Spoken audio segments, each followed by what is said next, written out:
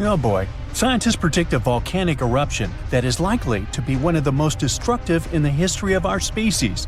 There's a 1 in 6 chance of it happening in this century, and it could seriously change the climate even more and put millions of lives in danger. Back in January 2022, the Hunga Tonga Hunga Ha'apai volcano erupted in the South Pacific Ocean, creating a huge explosion. It sent tsunamis all the way to Japan, North America, and South America.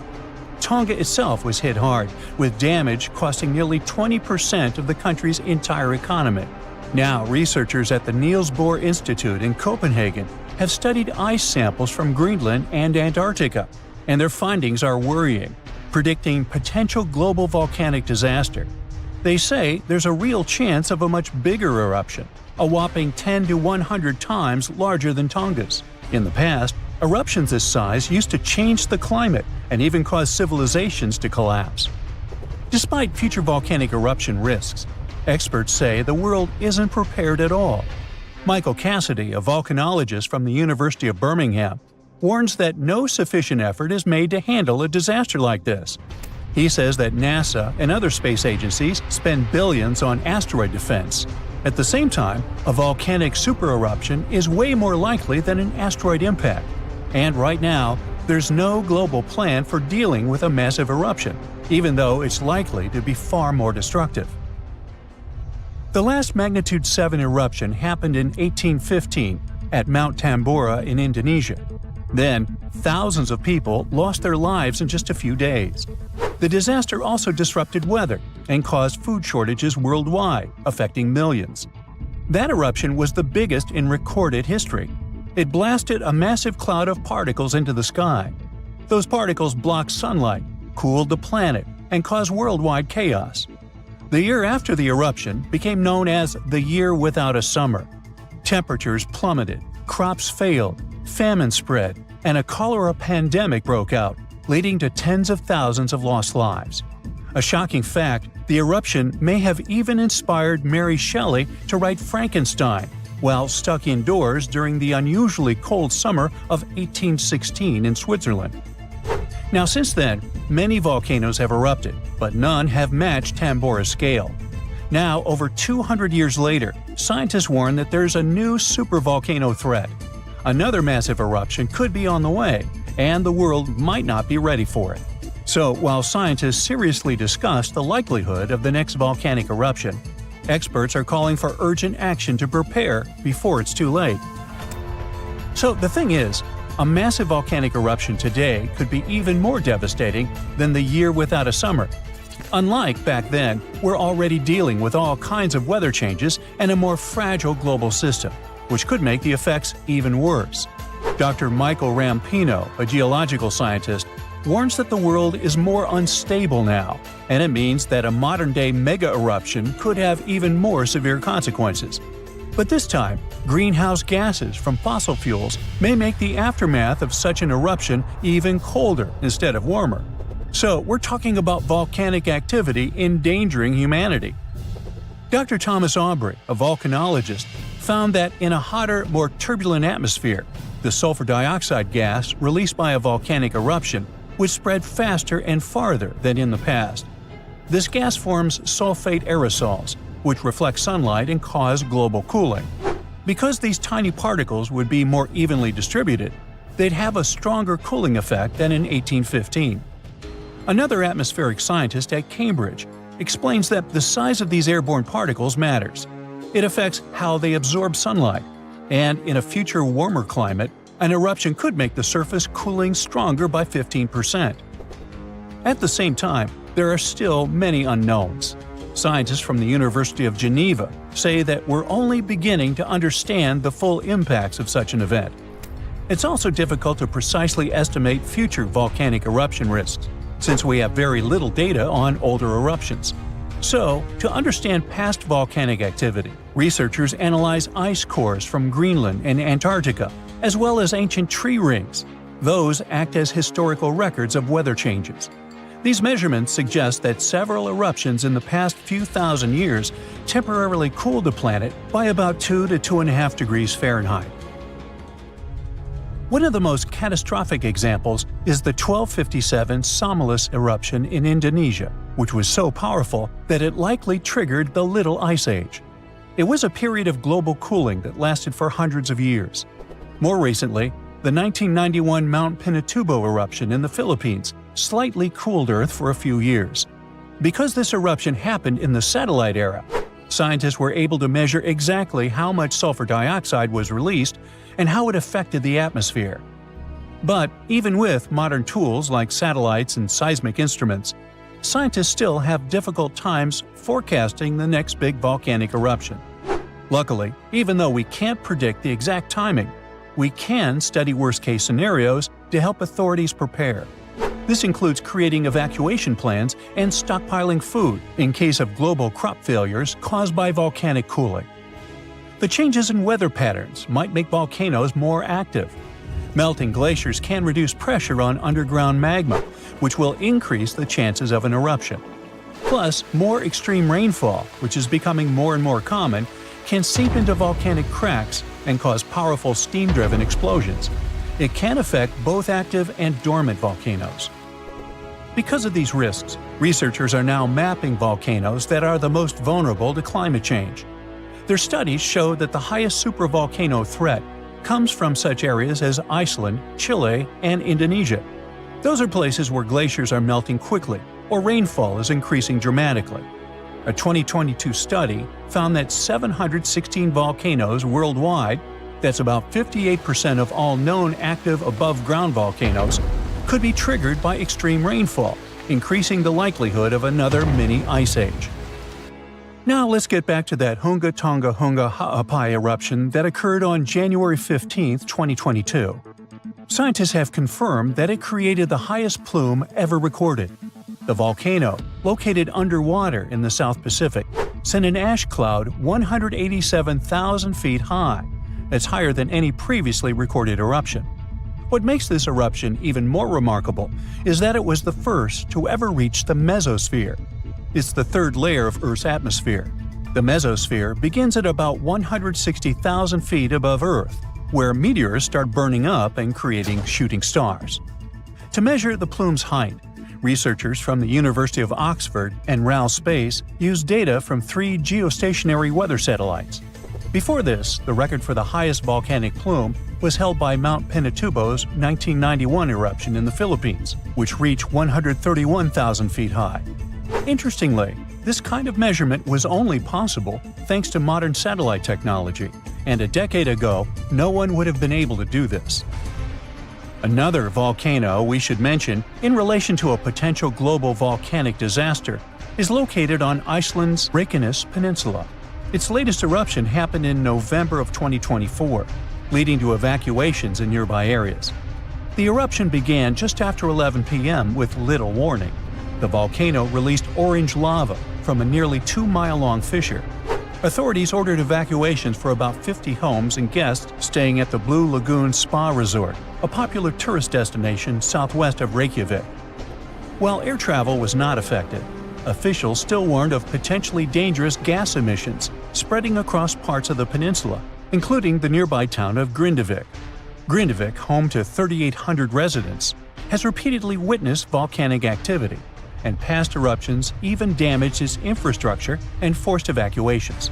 For example, in August 2024, a 2.5-mile-long crack opened at the Sunthunkangigar crater near Grindavik. It led authorities declaring a state of emergency as lava flowed in multiple directions. Fortunately, Iceland's meteorological office reported that the latest eruption was significantly smaller than the one in August. Geophysics experts conducted aerial surveys and figured out that the situation appeared less intense than the previous eruptions. These days, Grindavik is not at risk, but the possibility of further developments cannot be ruled out. Scientists predict more volcanic eruptions. The largest volcanic region on Earth is not in Africa or Japan, but under the ice of Antarctica.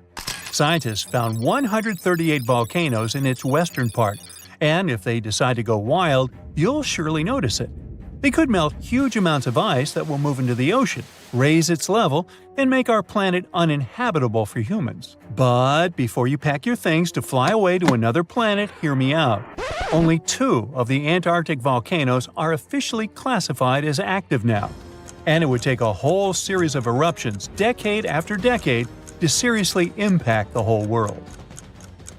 Mount Erebus, one of the 2 Antarctic volcanoes currently in action, proudly bears the title of the world's southernmost active one.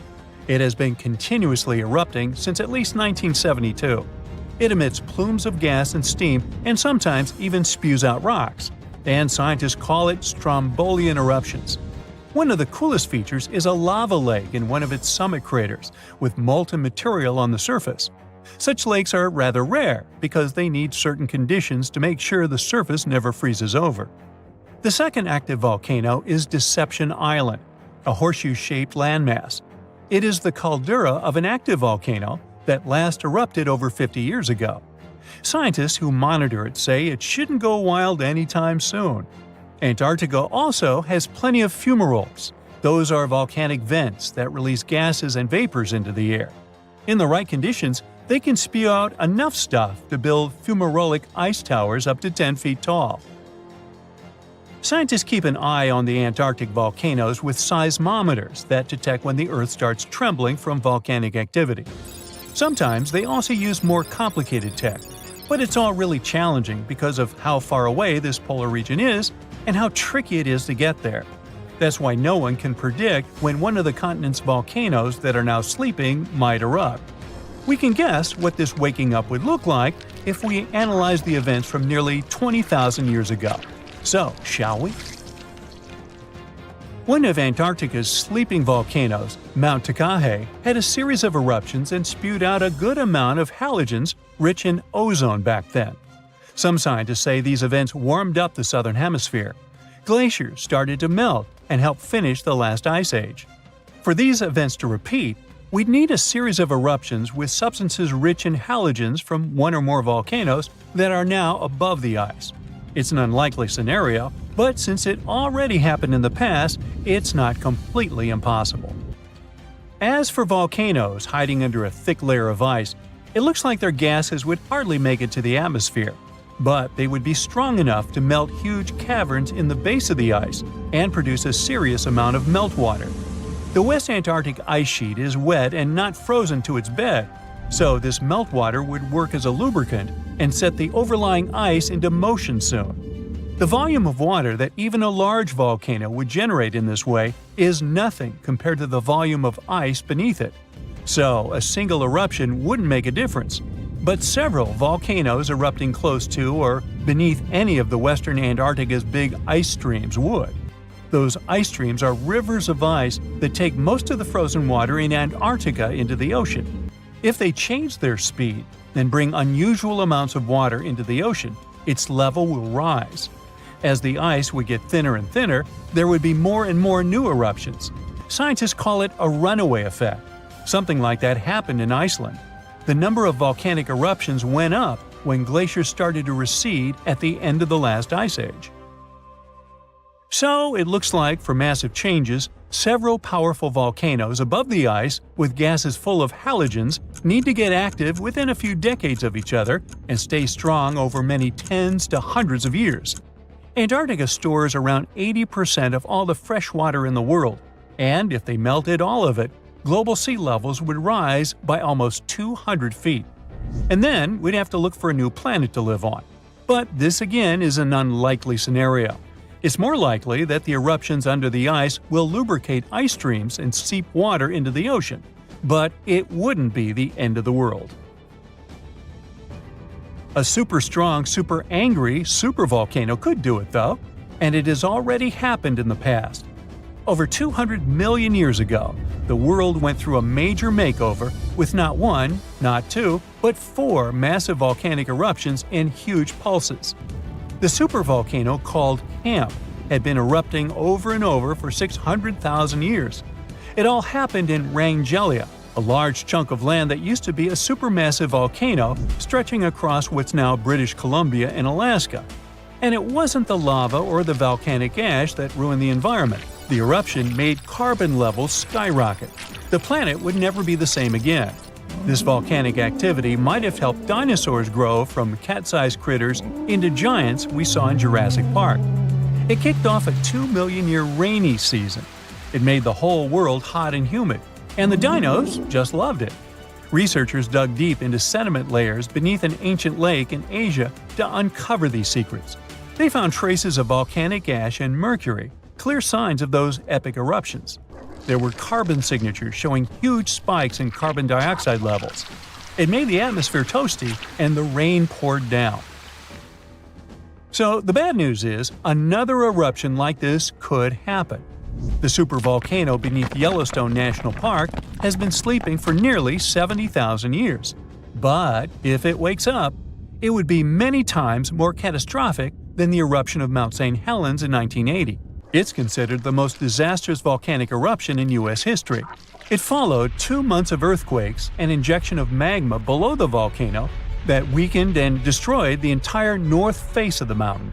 The eruption column went 80,000 feet into the atmosphere and spread ash over 11 U.S. states and several Canadian provinces. The last Yellowstone eruption was 1,000 times greater than that.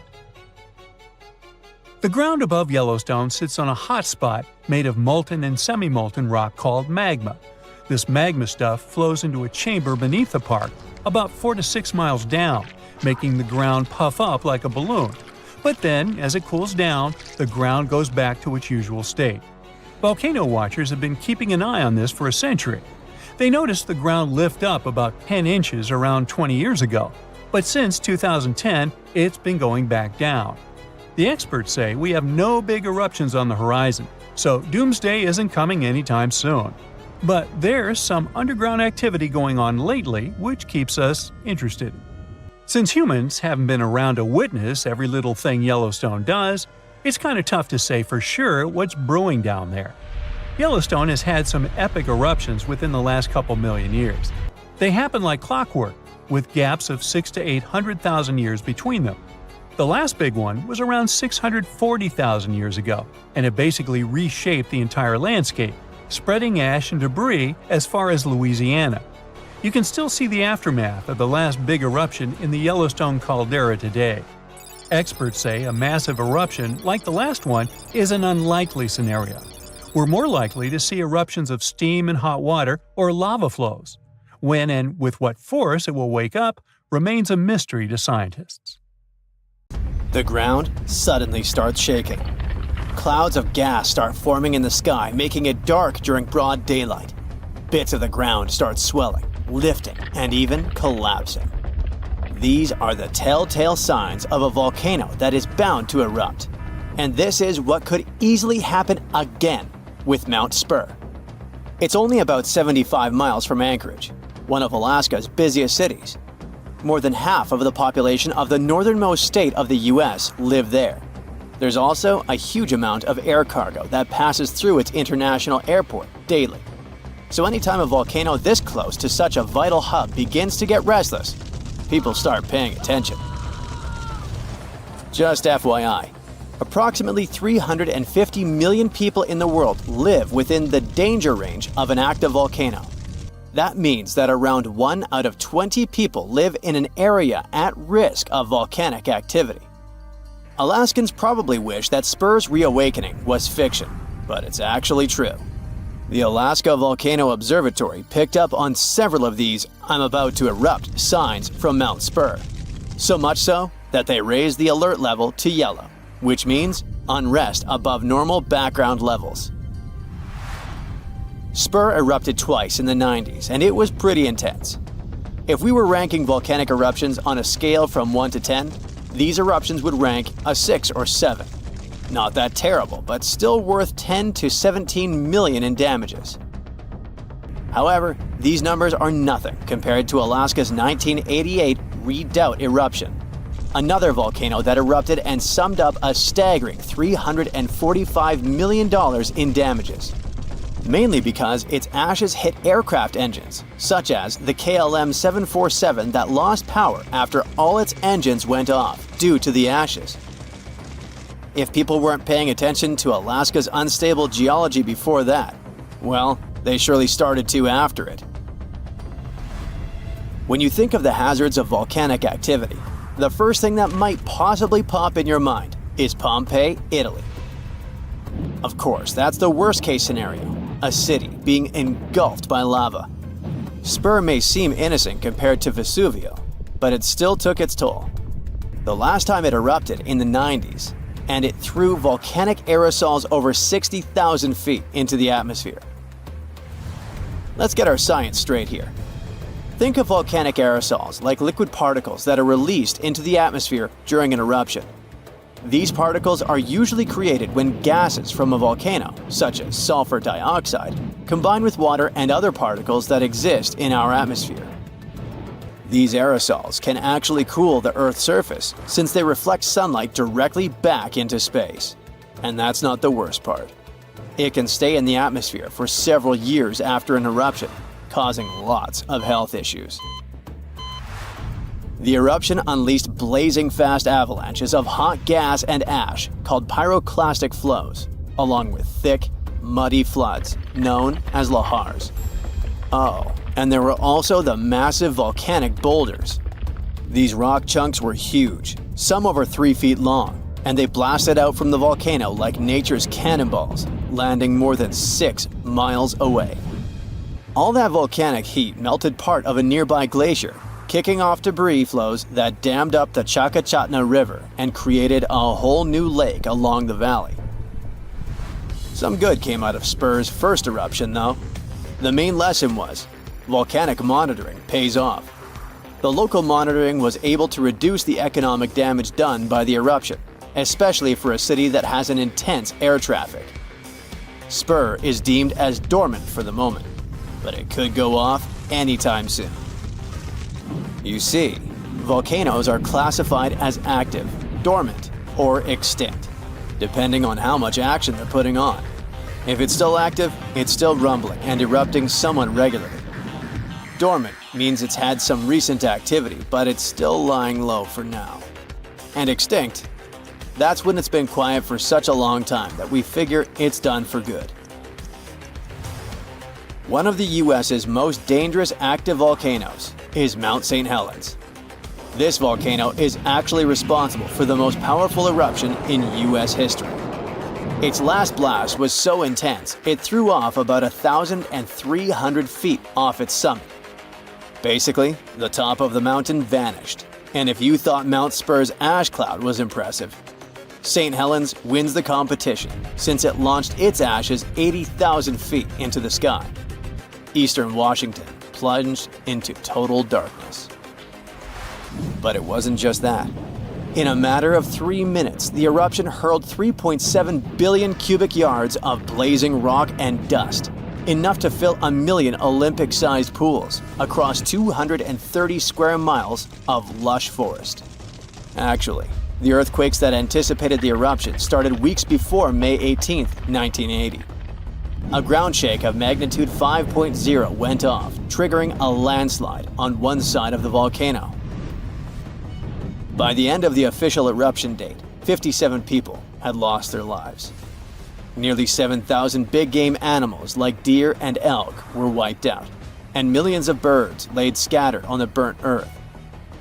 Researchers don't think St. Helens will blow at the same magnitude again anytime soon, but they're keeping an eye on it, because this volcano is not exactly finished.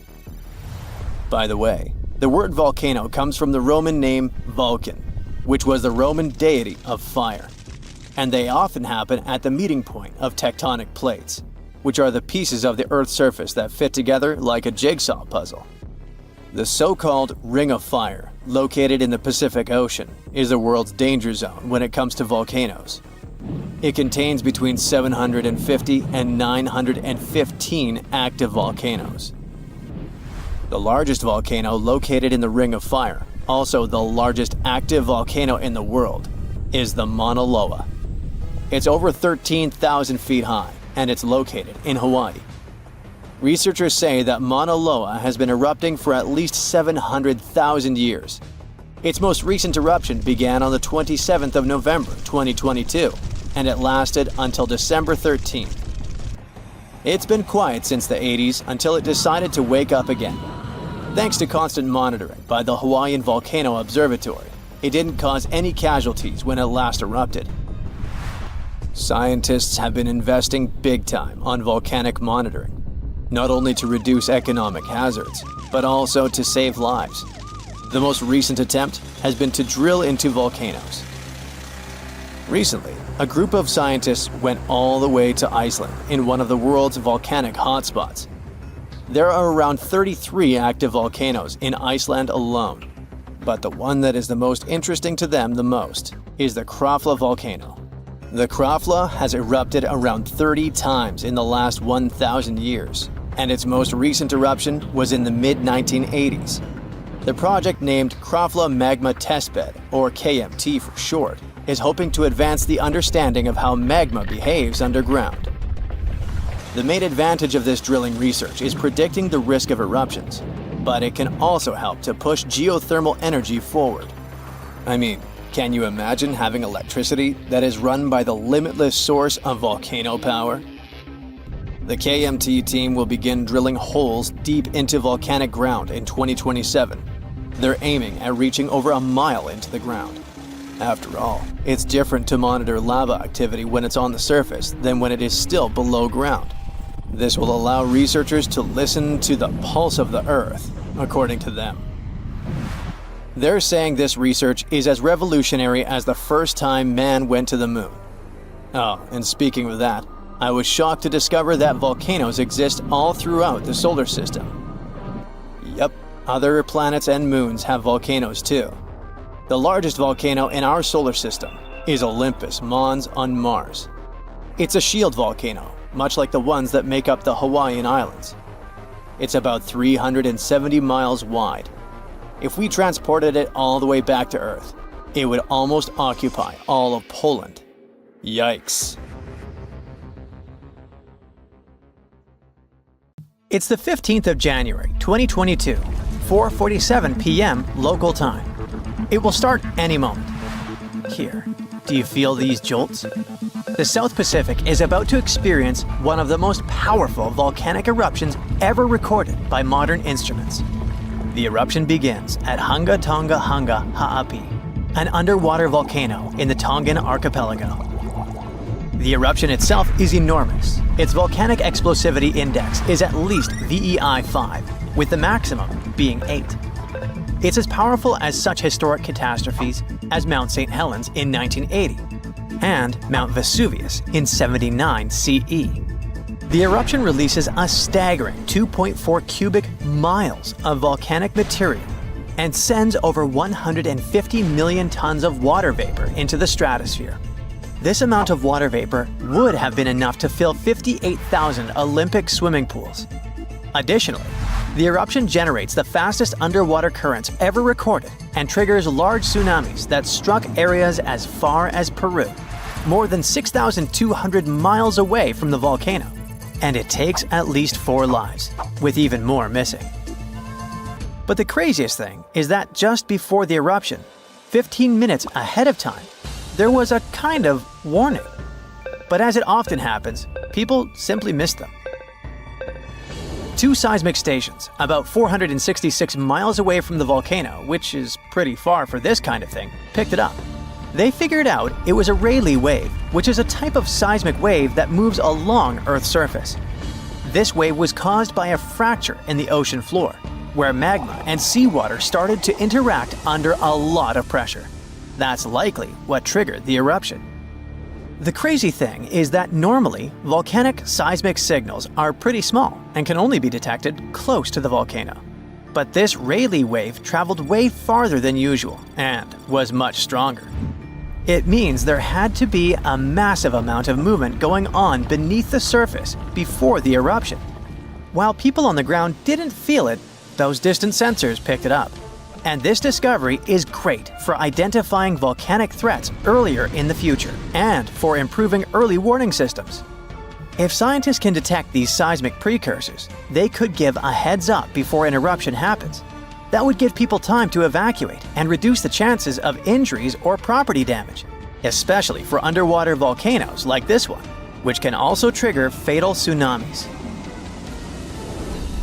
Now, the eruption was big, but its impact was mostly contained. However, this discovery underlines how important seismic data is for predicting and preparing for these disasters. Even though this precursor wasn't used to issue a warning during this eruption, the idea that we could use this kind of information in real time during future eruptions is really promising, especially for underwater eruptions, which apparently might give us more warning time than we thought. Even though we wouldn't have been able to hear that precursor warning signal, there is a sound so loud it could actually finish you. And while such sounds are incredibly rare, the loudest noise ever recorded was indeed fatal to those who were close enough. On 27 August 1883, the eruption of the Krakatoa volcano in Indonesia created the loudest noise ever measured.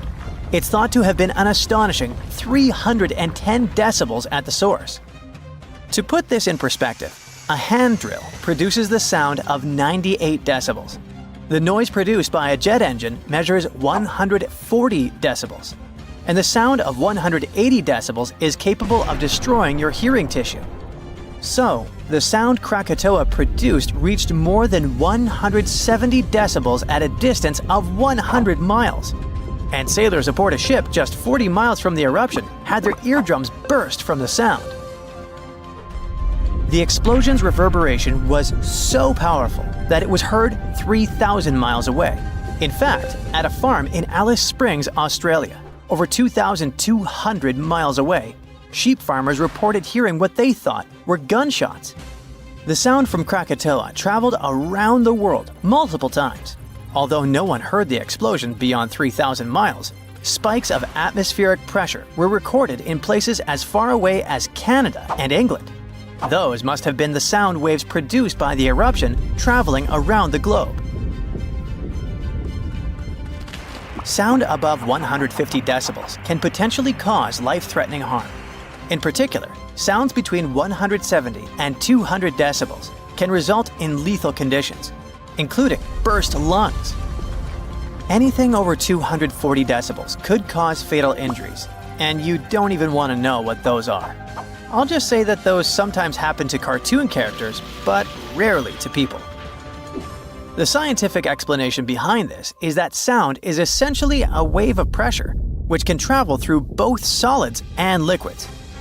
And, in the case of an incredibly loud sound, pass right through the human body. If the pressure from such a sound is high enough, it can rupture eardrums and internal organs, causing significant and often fatal damage. Now, you probably know how volcanoes sometimes have small earthquakes before they erupt. Well, they often produce this weird sound called a harmonic tremor. The sound kind of hums, and the frequency of the hum gets higher and higher until it suddenly stops just before the volcano erupts. The sound has been recorded at a bunch of volcanoes around the world. But the thing about Redoubt Volcano in Alaska is that its tremor is so intense, people can actually hear it. It's like the volcano is letting out this crazy scream right before the eruption. According to a geophysicist at the University of Washington, the frequency of Redoubt's harmonic tremor is so high that it is barely perceptible as a low bass hum, and that's at its highest pitch. All because the pitch of Redoubt's tremor exceeds that of any other recorded volcano. It questions the limits of the existing models used to explain these phenomena. That's why researchers had to propose a new model to account for these unusually high-pitched tremors. Most volcanoes produce sound when magma bubbles vibrate as they rise through cracks in Earth's crust. But in the case of Redoubt, scientists believe that the harmonic tremor and associated earthquakes occur when magma is forced through a narrow opening under immense pressure. The thick magma sticks to the rock surface inside the conduit, a channel or a pipe that carries magma from a reservoir or chamber to the vent. As the pressure builds, the magma moves upward. This makes it stick again until the pressure forces it to move once more. These sudden movements cause small earthquakes, which, as the pressure increases, occur more rapidly and blend into a continuous rising noise. So it's actually the rocks making the sounds. This new model is important because it could help scientists better understand the eruptive cycles of volcanoes like readout. It could also serve as a limited early warning system. By the time readout began to scream like this, the volcano had already been erupting for a few days, so the tremor might only provide a few minutes or hours of warning before the next explosion. The harmonic tremor at readout reaches an extremely high frequency, then falls eerily silent before the volcano erupts again. This pause occurs when the earthquake activity slows down and the two sides of the fault slip smoothly against one another. Maybe that's when even earthquakes can't keep up anymore. The new model may also apply to other volcanoes, such as the Soufriere Hills volcano on the Caribbean island of Montserrat. The research team is now planning to investigate why the pressure at readout is concentrated in one specific spot. To move ahead in their research, the scientists have created 2 recordings of readout's seismic activity. The first, a 10-second recording, compresses about 10 minutes of seismic sounds and harmonic tremors, sped up 60 times. The second, a 1-minute recording, condenses roughly an hour of activity, including more than 1,600 small earthquakes that had occurred before readout's first explosion with harmonic tremor. These recordings could provide crucial insight into the dynamics of volcanic eruptions and the signals that precede them. Our planet's biggest and meanest supervolcanoes are waking up. When they erupt, you'll surely notice it, even if you live thousands of miles away from the epicenter. Scientists are worried we might not have enough time to prepare and deal with the consequences of a supereruption. There's some volcanic activity close to the Italian city of Naples. And no, it has nothing to do with the famous Mount Vesuvius, but with another volcano. This one is harder to see as it doesn't have a tall peak like Vesuvius. But don't let this bad guy trick you. It could be way more dangerous than its giant neighbor. It does have a huge crater that's about 8 miles wide. This volcano is called Campi Flegrei, and it's actually one of the largest volcanoes in Europe, sitting under the town of Pasquale. So, Campi Flegrei erupted 39,000 years ago with a bang so massive it spread ash across the whole Mediterranean region. It also caused the temperature to drop by over 16 degrees Fahrenheit across Eastern Europe. It was the biggest volcanic eruption in Europe in 200,000 years. Since then, Campi Flegrei has had smaller eruptions, and the last one happened in 1538. Now the area is full of small craters, hot springs, and bubbling pools, and they're all proof that this volcano is still very much alive and brewing something. Since the early 2000s, the ground in the giant crater and the town nearby have been slowly rising by about 1 to 1.5 inches every year. There were at least 150 earthquakes that shook this supervolcano lately. In May 2024, there was a 4.4 magnitude in the area, the biggest in the last 40 years. Residents had to leave their homes and camp outside, fearing there would be more earthquakes. No one knows how Campi Flegrei is going to behave in the following months or years, but the authorities are organizing evacuation exercises to prepare the population just in case. The Italian volcano looks like an innocent kitten compared to the real giants like Yellowstone.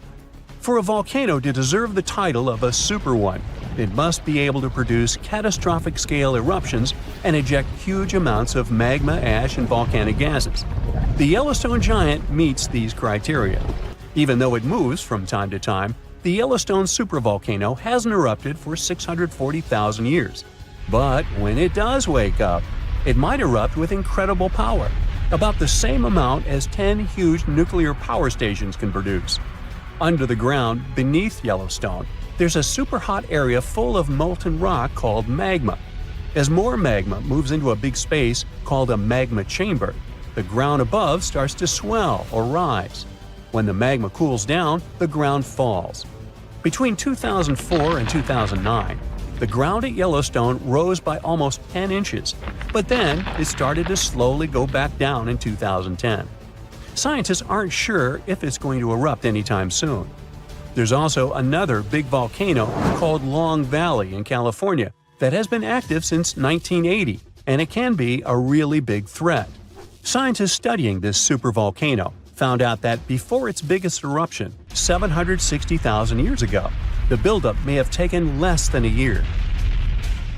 Now, that's bad news, because a supervolcano eruption can have a huge effect on the world, like the eruption of the Toba volcano in Sumatra around 74,000 years ago. It became the biggest volcanic eruption the Earth had seen in 28 million years.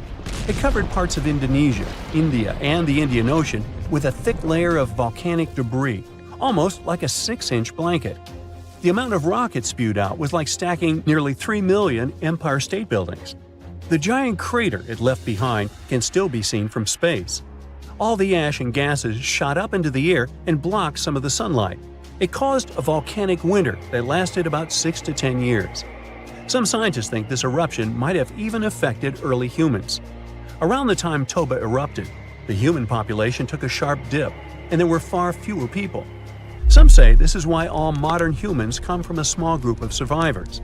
According to the Toba catastrophe theory, most early humans in Europe and Asia didn't survive the cold and harsh climate after the eruption, but a lucky group lived through all that in Africa. Not all scientists agree with this idea, and some archaeological and climate records show a different story. Another volcano that changed the world in a big way was Mount Tambora in 1815. The next year went down in history as the year without a summer. It was cold and rainy, and there was snow and frost even in the middle of summer, especially in Europe and North America. This happened because the volcano sent out a lot of sulfur dioxide into the sky, which spread all over the world and made the planet colder. When Tambora erupted, it caused huge tsunamis that smashed homes and took the lives of around 10,000 people. Afterward, about 80,000 more people passed away because of the consequences the eruption had caused in the world. The cold weather ruined crops, so food became really expensive. And because horses were the main way people traveled, the cost of oats that they ate went way up too.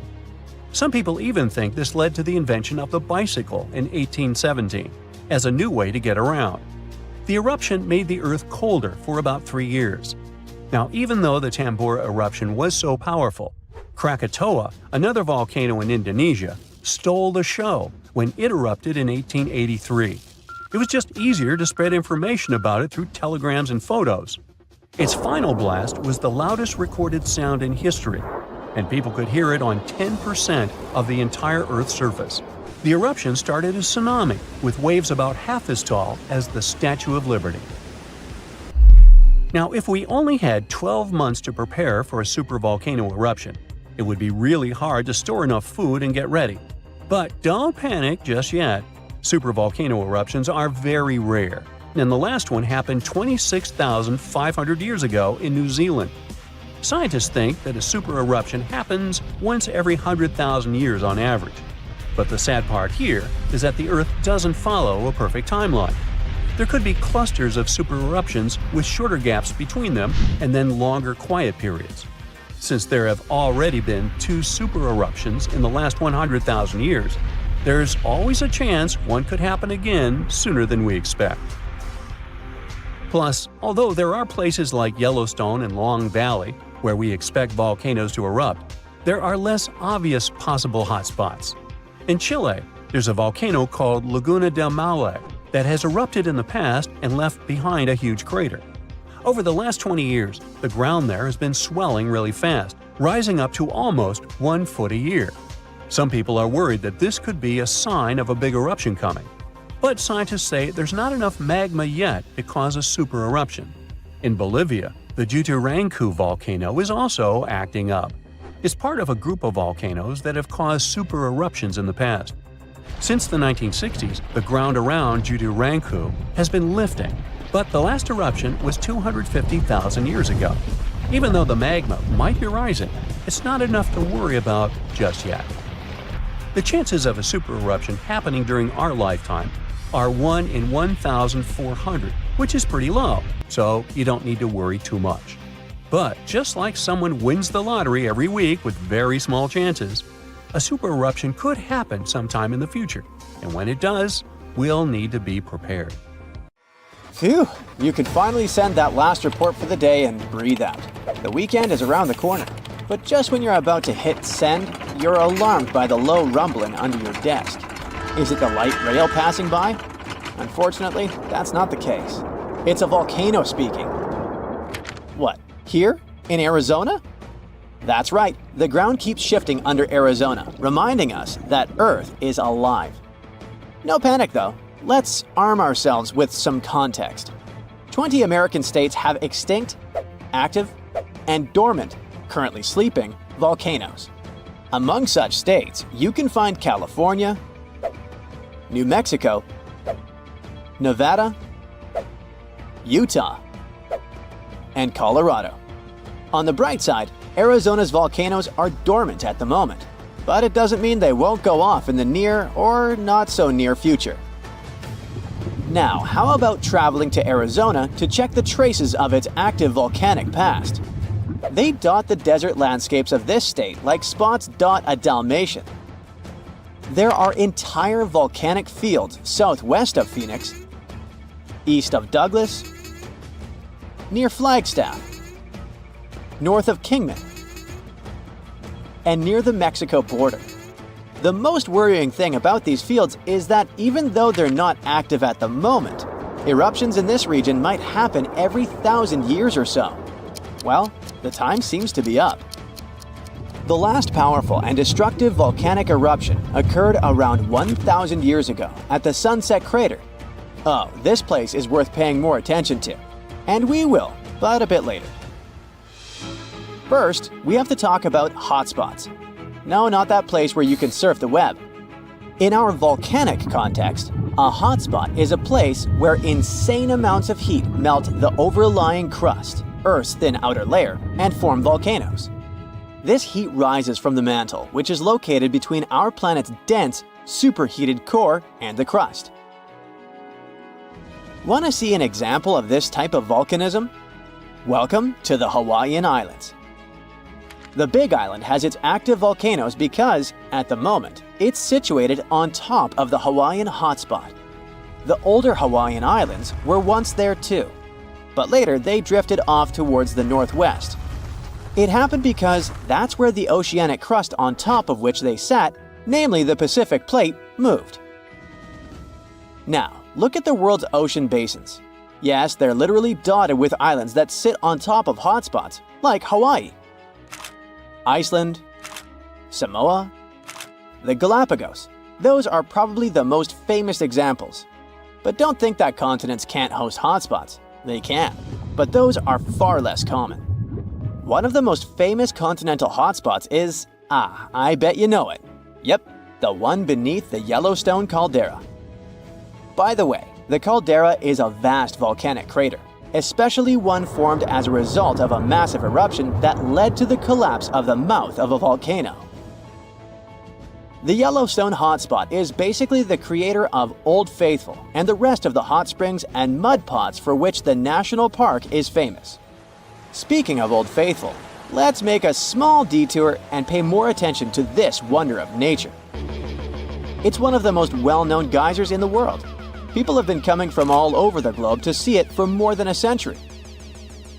The cool thing about this geyser is that the likes of it can only form under very specific conditions. That's why they're pretty rare. Magma under the surface superheats pockets of underground water. The pressure there keeps growing until it eventually pushes the water upward with immense strength. A certain volcanic rock with a high silica content lines the tunnel through which this water escapes. Basically, it creates a unique pipe that can withstand unbelievable pressure and heat created by the water erupting above the ground. Old Faithful was the very first named geyser in Yellowstone. If you come to visit it expecting the thing to erupt every hour on the hour, you're gonna be disappointed.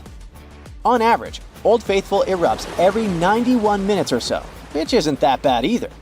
Plus, you can download a special app which will provide you with the approximate time of the next eruption.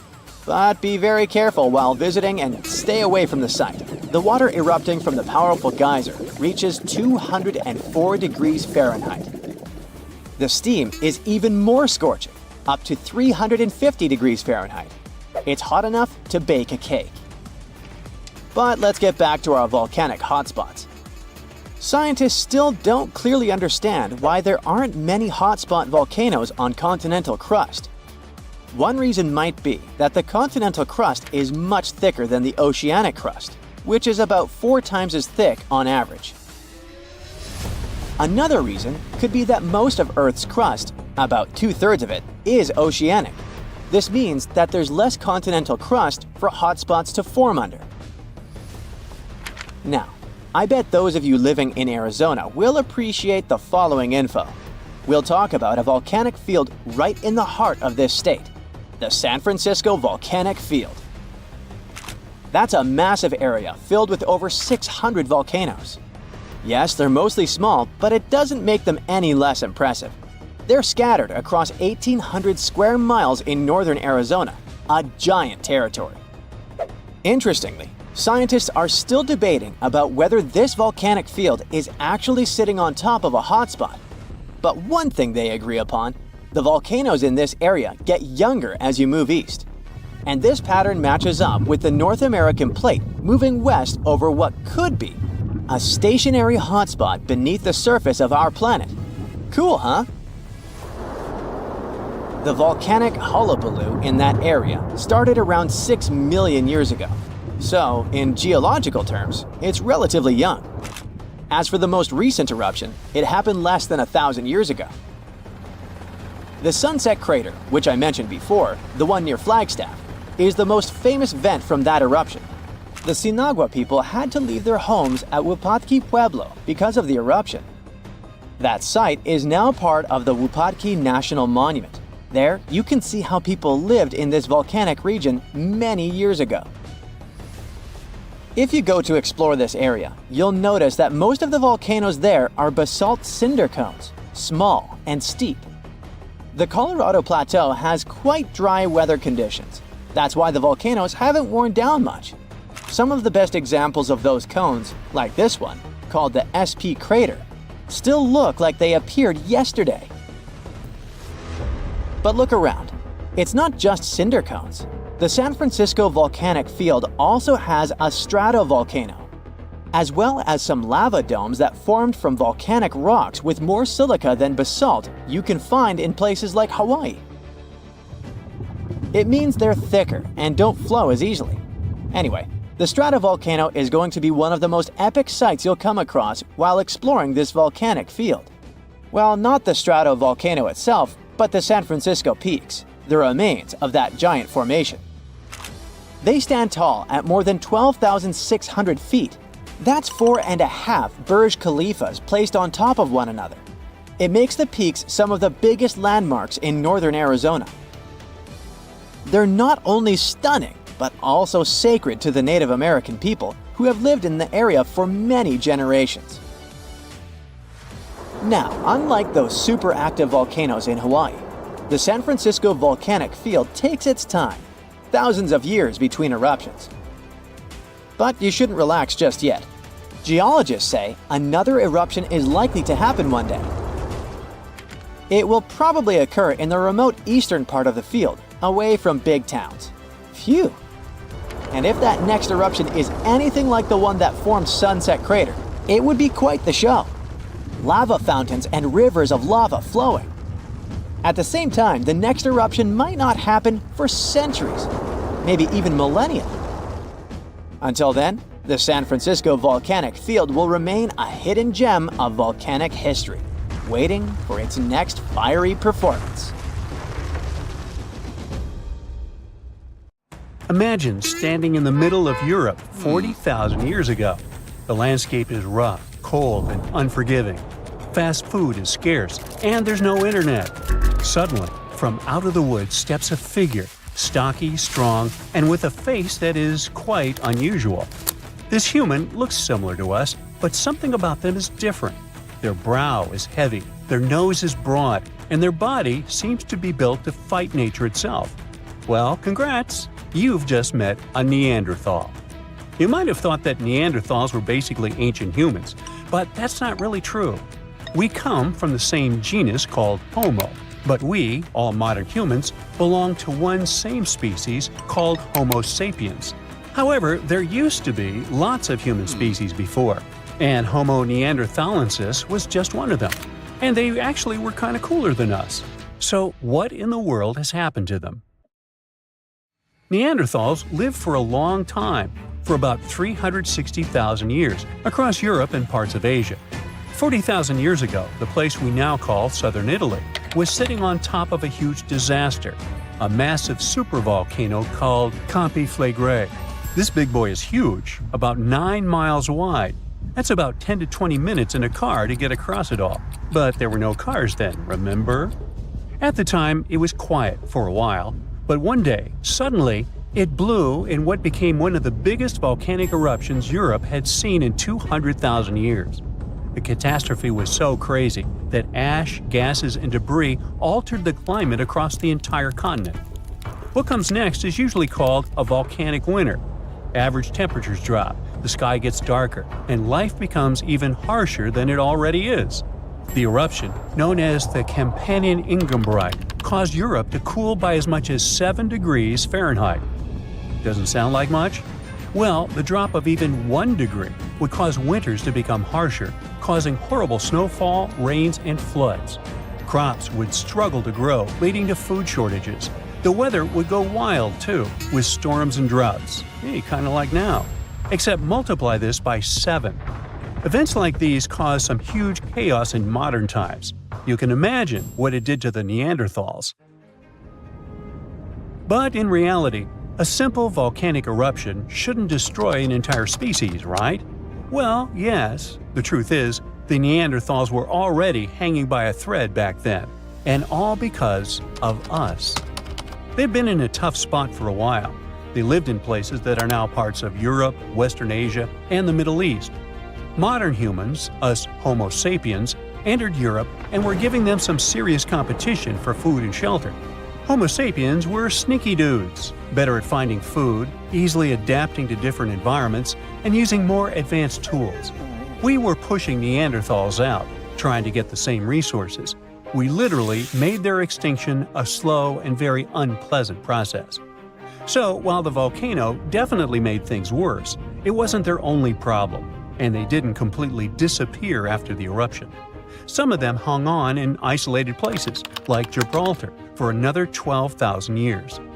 That's because it's likely most of the severe cooling actually happened farther east, away from where the Neanderthals were trying to survive, and it didn't hit their homes as hard as we thought.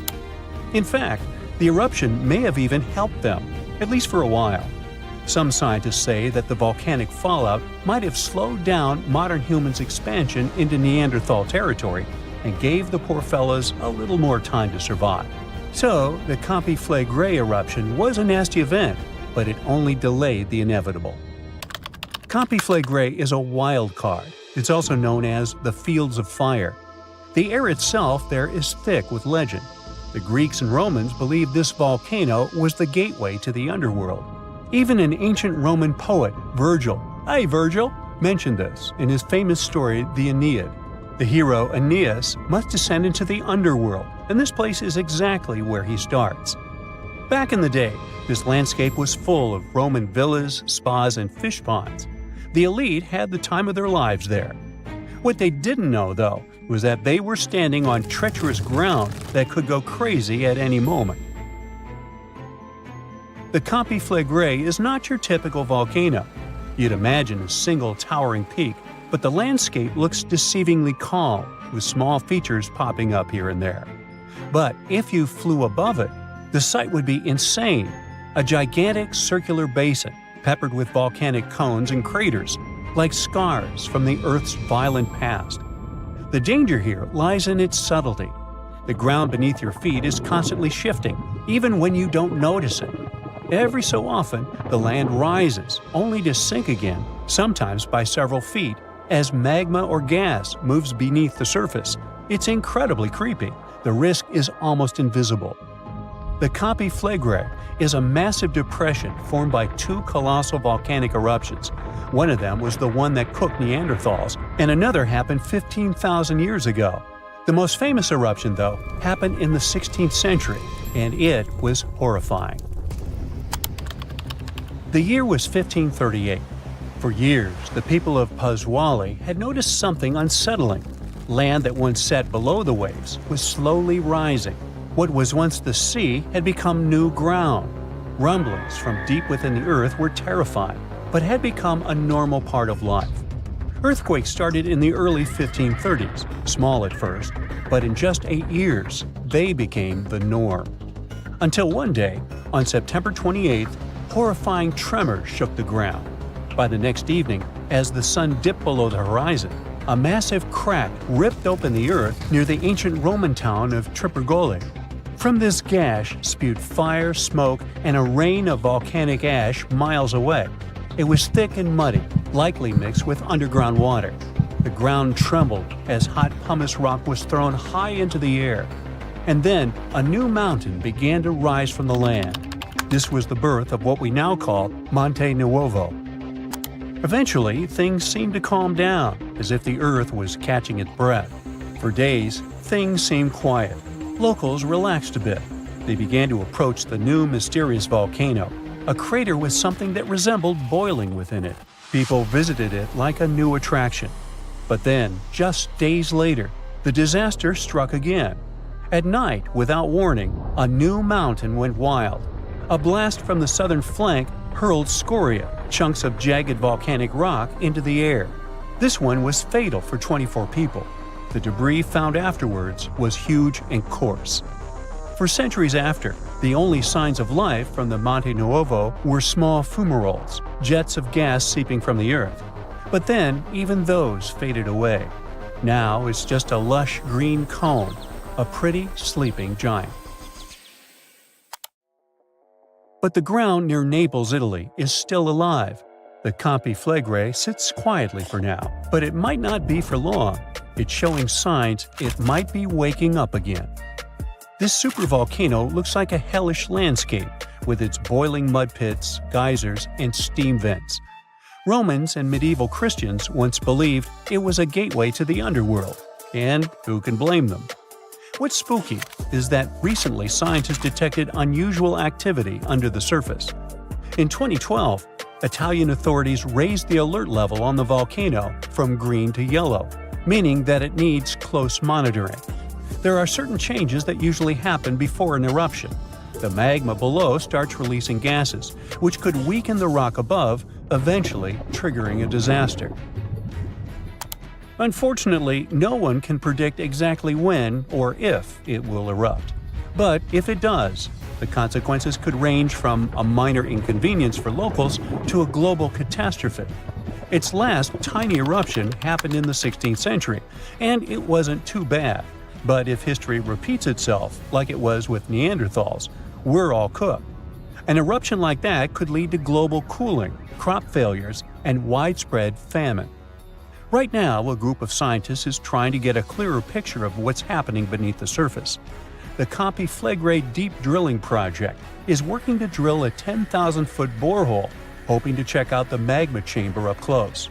But at least for now, the supervolcano remains quiet, and let's hope it stays that way. So this huge volcano, everyone thought to be extinct, woke up and spat out a black ash cloud 50 miles high. That's about 9 times as tall as Mount Everest. Located in what is now Indonesia, the powerful Krakatoa had caused huge tsunamis that rocked over ships as far away as South Africa. It also changed the temperatures around the world for several years. The volcanic island of Krakatoa in the Sunda Strait was likely born thanks to another major eruption several centuries ago. It hadn't erupted for at least 200 years before 1883. So the first tremors and blasts in May of that year came as a total shock to people living nearby. Then ships sailing through the busy water passage started reporting clouds of ash above the volcano. It went quiet again for a while, but they could still see ash above it. The eruption culminated at the end of August. It was so powerful that it shattered the island into fragments. Witnesses heard the sound produced by it in Australia, around 3,000 miles away. They described the noise as the roar of heavy cannons. Some say it was the loudest sound ever heard. During the next 5 days, the pressure wave from the eruption traveled around the globe 3.5 times and was seen on barographs on different continents. Hot avalanches of ash spread down the volcano as far as 25 miles away at crazy speeds. They ruined the surrounding islands and took 36,000 lives. Tens of thousands more drowned in tsunamis that happened after the volcano had collapsed into the caldera. Over 100 coastal villages on Java and Sumatra were completely wiped out. All this made the waking up of Krakatoa one of the most devastating in the entire recorded history. The Earth's crust is like a giant puzzle, made up of massive pieces known as tectonic plates. These plates are constantly sliding against each other over the mantle, which is the molten layer beneath. Indonesia is right in the middle of the so-called subduction zone. Here, the Indo-Australian plate collides with part of the Asian plate as it moves northward. As the oceanic plate dives down, it gets heated up, and you've got the perfect recipe for a volcanic hotspot. Krakatoa had 3 peaks, each serving as an exit door for a massive magma chamber beneath it. During a previous eruption, debris blocked one of these exits, and the pressure built up beneath. When Krakatoa finally blew its top, the blast split the magma chamber wide open. The eruption led to a so-called volcanic winter. Krakatoa had sent 6 cubic miles of rock, ash, and debris into the atmosphere. They created a thick veil that surrounded the Earth. The particles scattered sunlight, and the troposphere below cooled down.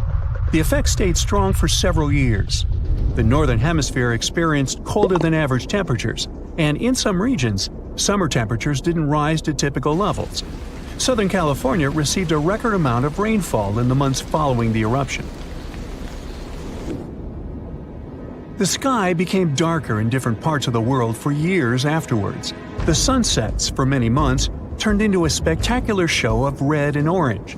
One astronomer supposed it was the source of the inspiration for The Scream by Edvard Munch. The painting shows exactly what the sky over Norway looked like after the eruption. It also produced a rare type of halo called Bishop's Ring and a volcanic purple light at night. For several years after Krakatoa had blown up, the moon looked blue and sometimes green. That's because some ash clouds were full of particles large enough to scatter red light, only letting other colors pass. Someone even witnessed lavender sun and night-shining clouds. Krakatoa became the first scientifically well-recorded and studied eruption of a volcano. Between the moments the first clouds of ash were seen by a ship passing by and the disastrous eruption, scientists managed to organize geological expeditions. They studied the volcano and gathered samples of volcanic rocks.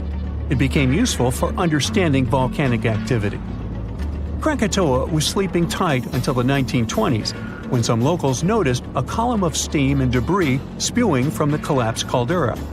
Within weeks, the rim of a new cone sprang up above sea level.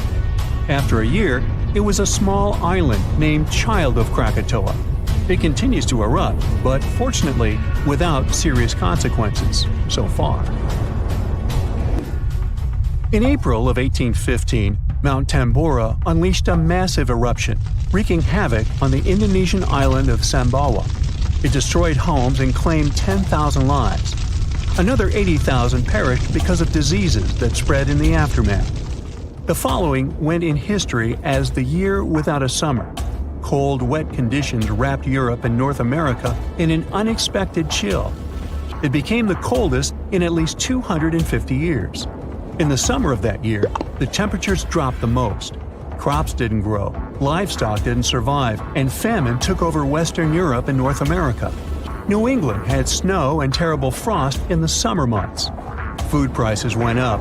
Oats for horses became a luxury. Some people say it even inspired the invention of the bicycle in 1817. Scientists used early data and climate models to see if it was all because of the Tambora eruption. They compared the data to similar years. They showed that precipitation was around the same, but the temperatures were much warmer. When they introduced the volcano into the scenario, they got the exact data for the year without summer. They say that a powerful volcanic eruption like that one increases the likelihood of extreme cold by up to 100 times. The explosion of the Toba supervolcano on the island of Sumatra around 74,000 years ago became the Earth's largest volcanic eruption in 28 million years.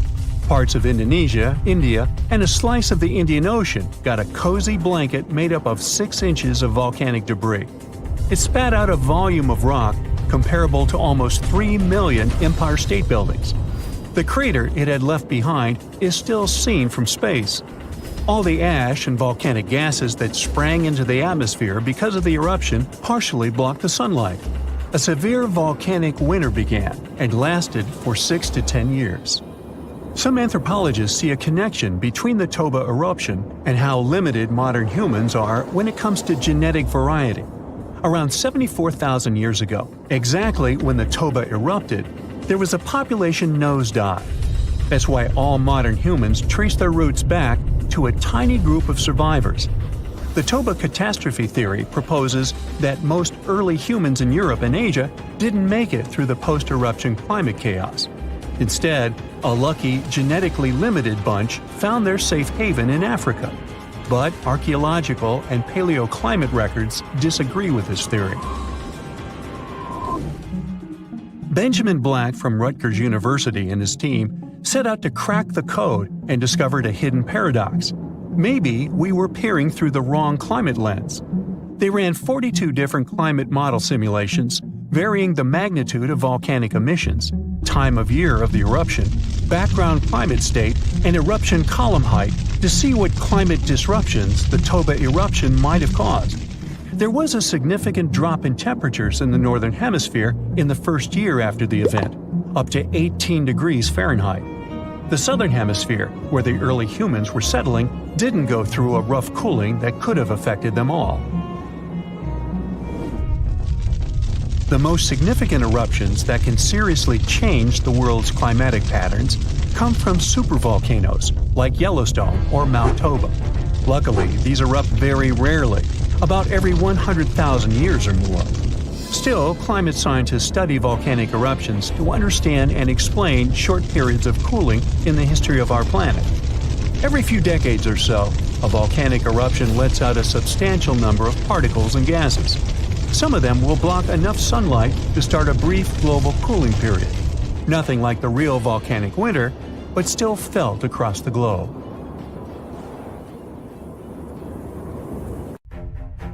The latest super-eruption of Yellowstone occurred 640,000 years ago, and it was long before Homo sapiens saw the light of day. But we were around during another, no less devastating natural disaster. This super-eruption took place on the island of Sumatra around 74,000 years ago. That's when an erupting supervolcano wreaked havoc on huge territories, sending up plumes of debris and ash that spread for thousands of miles and caused temperatures on the planet to plummet. The effects of this super-eruption were visible as far away as southern Africa. Experts believe they could have impacted early humans there. By the time the volcano erupted, our ancestors had already been using stone tools and had likely known how to produce yarn. And some specialists even think that the Toba super-eruption was so powerful it could push our ancestors to the brink of extinction. They claim that Toba might be the largest volcanic eruption to occur on Earth within the last 2 million years. The eruption disgorged so much pyroclastic rock it would be enough to cover the entire United States to the depth of a one-story house. About a third of that deposit piled up on northern Sumatra, while a lot more ended up beneath the floor of the Indian Ocean. The super-eruption left an elliptical crater lake around 60 miles long. The caldera is so large it's hard to feel that you're indeed in a volcano. Pumice deposits from the eruption remain in the canyon walls and go deep below the ground. There aren't many arguments about the amount of pumice and ash involved in this disaster. At the same time, experts aren't sure how much sulfur ended up in the atmosphere. Even some sulfur layers in the polar ice could be potential candidates, but so far, scientists haven't found any connection between them and Toba. But let's get back to the dramatic impact the super-eruption had on early humans. It turns out some not only survived but even thrived after this natural catastrophe, at least judging by the artifacts they made during and after the eruption. The disaster might not have posed a serious threat to those of our ancestors who took refuge along the coast. Genetic evidence hints that modern humans descend from a few thousand people that ventured out of Africa around 60,000 years ago. Why just a few thousand? According to some experts, the rest of our ancestors could have been devastated by the Toba eruption. After all, the supervolcano spewed out 1,000 cubic miles of dust and rock in a flash, leaving a scar in the ground that was dozens of miles wide. All that dust and sulfur Toba sent into the atmosphere potentially cooled the surface of our planet, which led to the appearance of glaciers and the lowering of Earth's sea levels. And since Toba might have had an important role in shaping humankind, scientists have been working hard trying to understand precisely how early humans reacted to this disaster.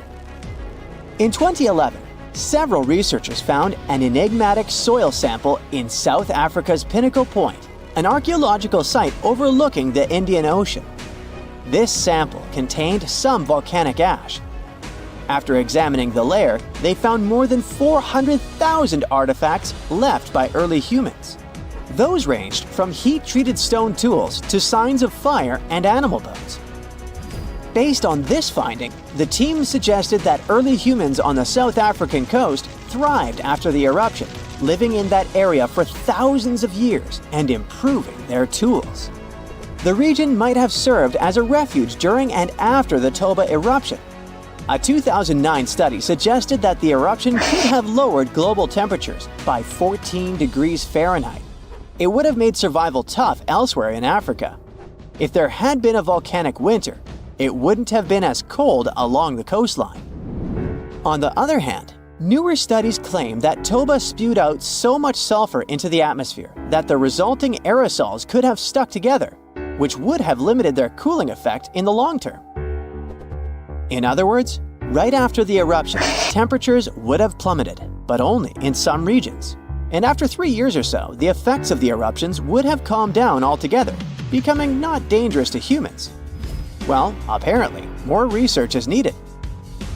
Meanwhile, let's figure out if we should watch out for any volcanoes these days. Last year, thousands of small earthquakes shook the ground near Iceland's Svartsengi geothermal power plant. Magma rose to the surface there, and now it has opened wide fractures slicing through the small town of Grindavik. The ground there is still swelling, and an eruption might happen with little notice. But of course, that's not all. Over the planet, 45 other volcanoes keep rumbling. For example, Italy's Vesuvius, that infamous thing that finished the city of Pompeii in 79 CE. Over the last 17,000 years, the volcano has experienced 8 explosive eruptions, followed by powerful pyroclastic flows, dense masses of super hot ash, lava fragments, and gases flowing at high speeds. The volcano's last eruption happened in 1944. Mount Rainier is one of the most dangerous volcanoes in the USA. Its high elevation, chemical composition, and proximity to Washington's Seattle and Tacoma suburbs, and the volcano's ability to produce massive pyroclastic flows make Mount Rainier a threat to consider. The heat from this volcano could potentially melt the ice and snow covering it, leading to rapid downstream flows of debris, mud, and rocks. The Novarupta volcano in Alaska's Katmai National Park and Reserve formed in a 1912 eruption, which was the world's largest in the 20th century. The volcano sent almost 7 cubic miles of ash and debris into the air. It also produced such a powerful ash flow that it created the Valley of 10,000 Smokes. Mount Pinatubo is located in a populated region in the Philippines. It became notorious after a 1991 massive eruption, which was the second largest eruption of the 20th century. More than 700 people lost their lives during that natural disaster. Today, more than 21 million people live within 62 miles of Pinatubo. Mount Agung, a continuously erupting volcano in Indonesia, had its last major eruption in 1963. It was one of the most tragic eruptions in the country's history. It lasted for 11 months, producing ashfall and pyroclastic flows that led to the loss of more than 1,000 lives and serious property damage. People saw ash plumes above the volcano throughout 2018, following the eruption in November 2017. Japan's Mount Fuji hasn't erupted since 1707. That year, a massive earthquake likely set it off. In 2014, experts warned that Fuji could be at risk of another eruption following the 9-magnitude earthquake that shook Japan in 2011. Experts believed the earthquake had raised pressure below Fuji. The eruption in 1707 sent so much ash and debris into the air that all this mass even reached Tokyo. Should Fuji erupt again, it would affect more than 25 million people in the surrounding areas. The eruption of Washington's Mount St. Helens in 1980 was one of the most destructive volcanic events in U.S. history. 57 people, as well as thousands of animals, lost their lives during that natural disaster. The eruption also destroyed around 200 square miles of forest. Experts think that Mount St. Helens' history of massive eruptions means that future catastrophes are bound to happen. The next explosive eruption might send large amounts of ash all over the Pacific Northwest. No wonder the volcano is under close monitoring. One of Indonesia's most active volcanoes, Mount Merapi, has been erupting for centuries. NASA claims that the biggest risk of this volcano is pyroclastic flows, which can spread over vast areas and harm loads of people. For the last time, Merapi erupted in January 2024, sending plumes of smoke into the air. These days, more than 24 million people live in the area surrounding this volcano. Brighter green plants might give us a warning when a volcano is stirring. Turns out, unlike earthquakes, which are super unpredictable, volcanoes can sometimes show early signs. Plants growing around volcanoes look healthier when volcanic activity ramps up because they thrive on increased carbon dioxide levels, a gas that volcanoes emit during eruptions and through underground magma. They also turn browner when the volcanic activity peaks, likely due to harmful gases and heat harming the vegetation. Scientists use satellites to figure this all out. They analyzed satellite data spanning from 1984 to 2022. Future changes might be tracked through satellite imagery as well. Now, this isn't easy to measure directly, especially when volcanoes are tucked away in hard-to-reach, lush areas, such as Taal Volcano in the Philippines and Mount Etna in Italy. This way, plants could give us a heads up about volcanic eruptions years before they happen. With this new weird method, we could save nearby communities by enhancing safety measures, minimizing property damage, and improving evacuation plans. Volcanoes and plants are often tied in mysterious ways. For example, volcanic eruptions in Krakatoa, Indonesia, gave a surprising boost to saguaro cacti in Arizona's Sonora Desert, even though they're thousands of miles away.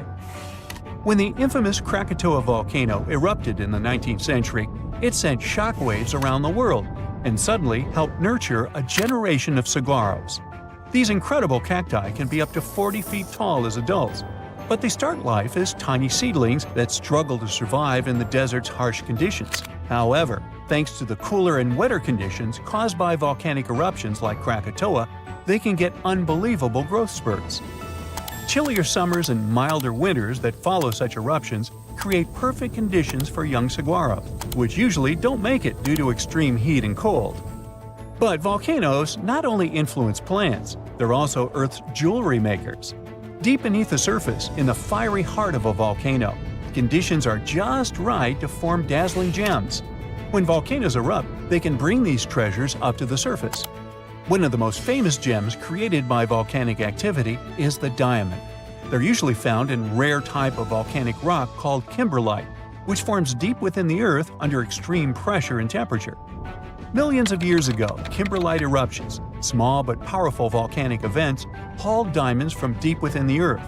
This created sources for many of today's diamond mines. Now, these eruptions didn't happen just anywhere, but originated from the stable hearts of continents, known as cratons. They were bursting forth from as deep as 75 miles underground. Fueled by a mix of carbon dioxide and water, they were like natural rockets, blasting through the Earth to form carrot-shaped channels filled with diamond-laden rocks. Recently, scientists have delved into why these eruptions happen. They suggested that the breakup of ancient supercontinents like Pangaea disrupted the mantle's flow underneath, triggering these spectacular kimberlite eruptions. When a volcano that hosts kimberlite erupts, it can propel these precious stones toward the surface, where we eventually find them. There are other gems that can be found in solidified lava, like peridot, a bright green stone that forms in the molten rock of the upper mantle and is brought to the surface by volcanic activity. There's also obsidian, a shiny glass-like rock that forms when lava cools rapidly. And then there are some insane rocks, like the ones that can hold water in them, even in lava. The deeper we dive in volcanoes, the rarer are the gems we can find.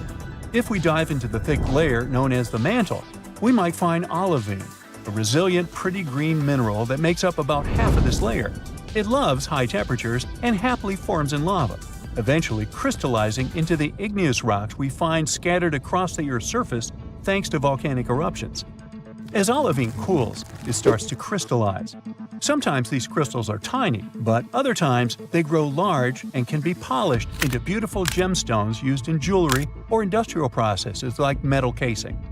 But as we venture deeper, about 250 miles down, olivine undergoes a fascinating transformation. Here we encountered the layer that's called the transition zone. In the transition zone, the pressure is intense and the heat is on the rise. In this place, olivine morphs into exotic materials like wadleysite and ringwoodite. They show a lovely blue-green hue and a glossy sheen. While they're too rare and small for jewelry, they have a unique ability to hold water within their structures, not as droplets, but as hydrogen and oxygen components, making up to 3% of their volume. Later, it turned out that the transition zone is not just a pressure cooker for minerals, it's a giant sponge, holding a vast underground water reservoir. This was a groundbreaking discovery. You get the pun? This hidden water doesn't form an ocean as we know it, but suggests vast amounts of water are stored deep within the Earth. Volcanoes can help us learn more about life not only on our planet, but on others as well. In the fiery heart of Costa Rica's Poas volcano lies Laguna Caliente. This hydrothermal crater lake is among the most brutal environments on Earth. We've got a whole bunch here: scalding temperatures, toxic minerals, and water so acidic it can corrode metal. But despite all that, there's a few tough microorganisms that manage to thrive in these conditions. And this remarkable survival has caught the attention of scientists because it might just hold clues about life on Mars. Scientists are studying these extreme microbes. Turns out they've developed a myriad of genetic adaptations to withstand their harsh surroundings. They have genes that help them process everything, from sulfur and iron to carbon and bioplastic granules. All these things could be crucial in environments as challenging as Mars. NASA's Perseverance rover is currently exploring the crater rim of Jezero crater on Mars. Previously, we looked for Martian life signs in places like old stream beds and river deltas.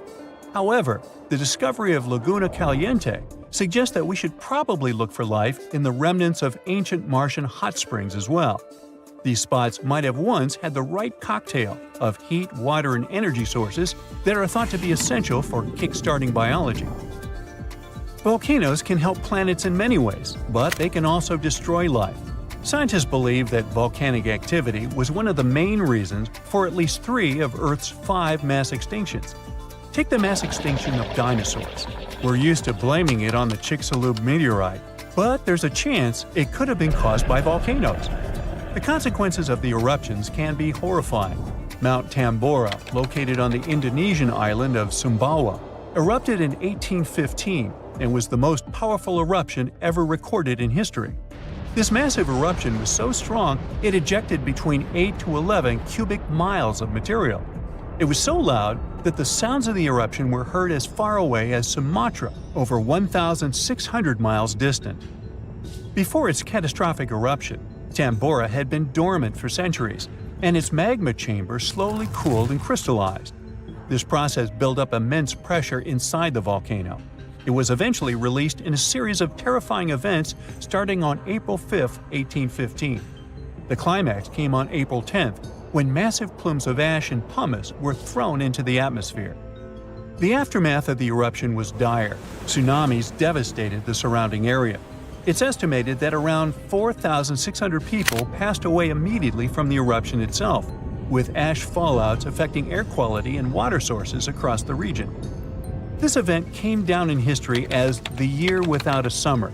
This was due to the vast amount of sulfur dioxide Tambora ejected into the stratosphere.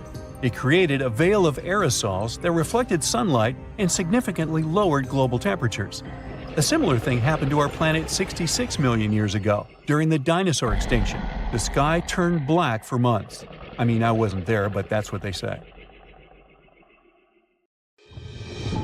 This is not some hypothetical situation or fairy tale. The Vesuvius supervolcano that erased the city of Pompeii may wake up again and destroy many other towns built near the mountain. And to understand what consequences humanity would face if it wakens this time, it's smart to know what the eruption did 2,000 years ago with the ancient city. So Pompeii was a thriving city in the Roman Empire, located just 5 miles from Vesuvius on the west coast of Italy. It was a resort where the noblest and richest people rested. They walked along cozy streets, lived in beautiful villas, and had fun beside fountains. The soil in this region was fertile since the ground around the volcano had a lot of useful elements. Olives and grapes from Pompeii were sold throughout the empire. About 12,000 people lived in Pompeii by the time of the eruption. It seems not so much compared to modern standards, but it was considered a big city in those days. The catastrophe began unexpectedly in 79 CE. At first, everyone felt the ground tremble. Birds flew away from the volcano as far as possible. There was tension in the air because of the impending catastrophe. The volcano started to release thick smoke, soot, and ash. There was so much of it that soon it obscured the sky over the city with a heavy gray cloud. Vesuvius spat out gases, rocks, and dirt. Hot ash polluted the air and made it difficult for people to breathe. Locals couldn't see inside this gray haze. And then it started raining heavily. The water mixed with ash and soot and fell on Pompeii. Roofs of houses broke under the heavy weight of mud. Streets, fountains, alleys, and squares were hidden under millions of tons of soot. The next day, the destruction continued with renewed force. There was an explosion of hot gas and crushed rock at the top of the mountain. A devastating blast wave at a speed of 100 miles per hour dispersed in all directions and vaporized all the trees in its path. When the wave reached Pompeii, it turned the city into ruins. On the second day, the eruption stopped. By this time, the great town had been lying under a thick blanket of ash. By the way, this type of eruption is called an explosive one. But when lava flows out of a volcano and causes a fire, this is a quiet eruption. The last time Vesuvius erupted was in 1944, but even today, it's still one of the most dangerous volcanoes in the world. But nobody's afraid of it. 3 million people live around the mountain, about 20 miles from the crater. If the volcano wakes up, it could be one of the most enormous cataclysms in the modern world. Pompeii was destroyed almost 2,000 years ago. Since then, science and technology have advanced a lot. We're planning to colonize Mars someday. We've created a metaverse, but so far, we're still powerless before the forces of nature. An erupting supervolcano can destroy nature around it and cause technogenic catastrophes in big cities. The phone lines would be overloaded and people wouldn't be able to call their loved ones or the rescue services. There would be big traffic jams on the roads. Panic would spread throughout the streets. Fires would start because of falling hot soot. All flights would be canceled, and locals would have to hide in airports, supermarkets, and the subway. A large gray cloud would obscure the sun and make the air hot. The only thing that can help us in such a situation is a preliminary warning about the upcoming eruption and good preparation. So if the disaster starts while walking on the streets, you should take shelter in a car or building. It's better to buy a dust mask in advance that allows you to breathe freely. If there's no mask, cover your nose and mouth with any cloth.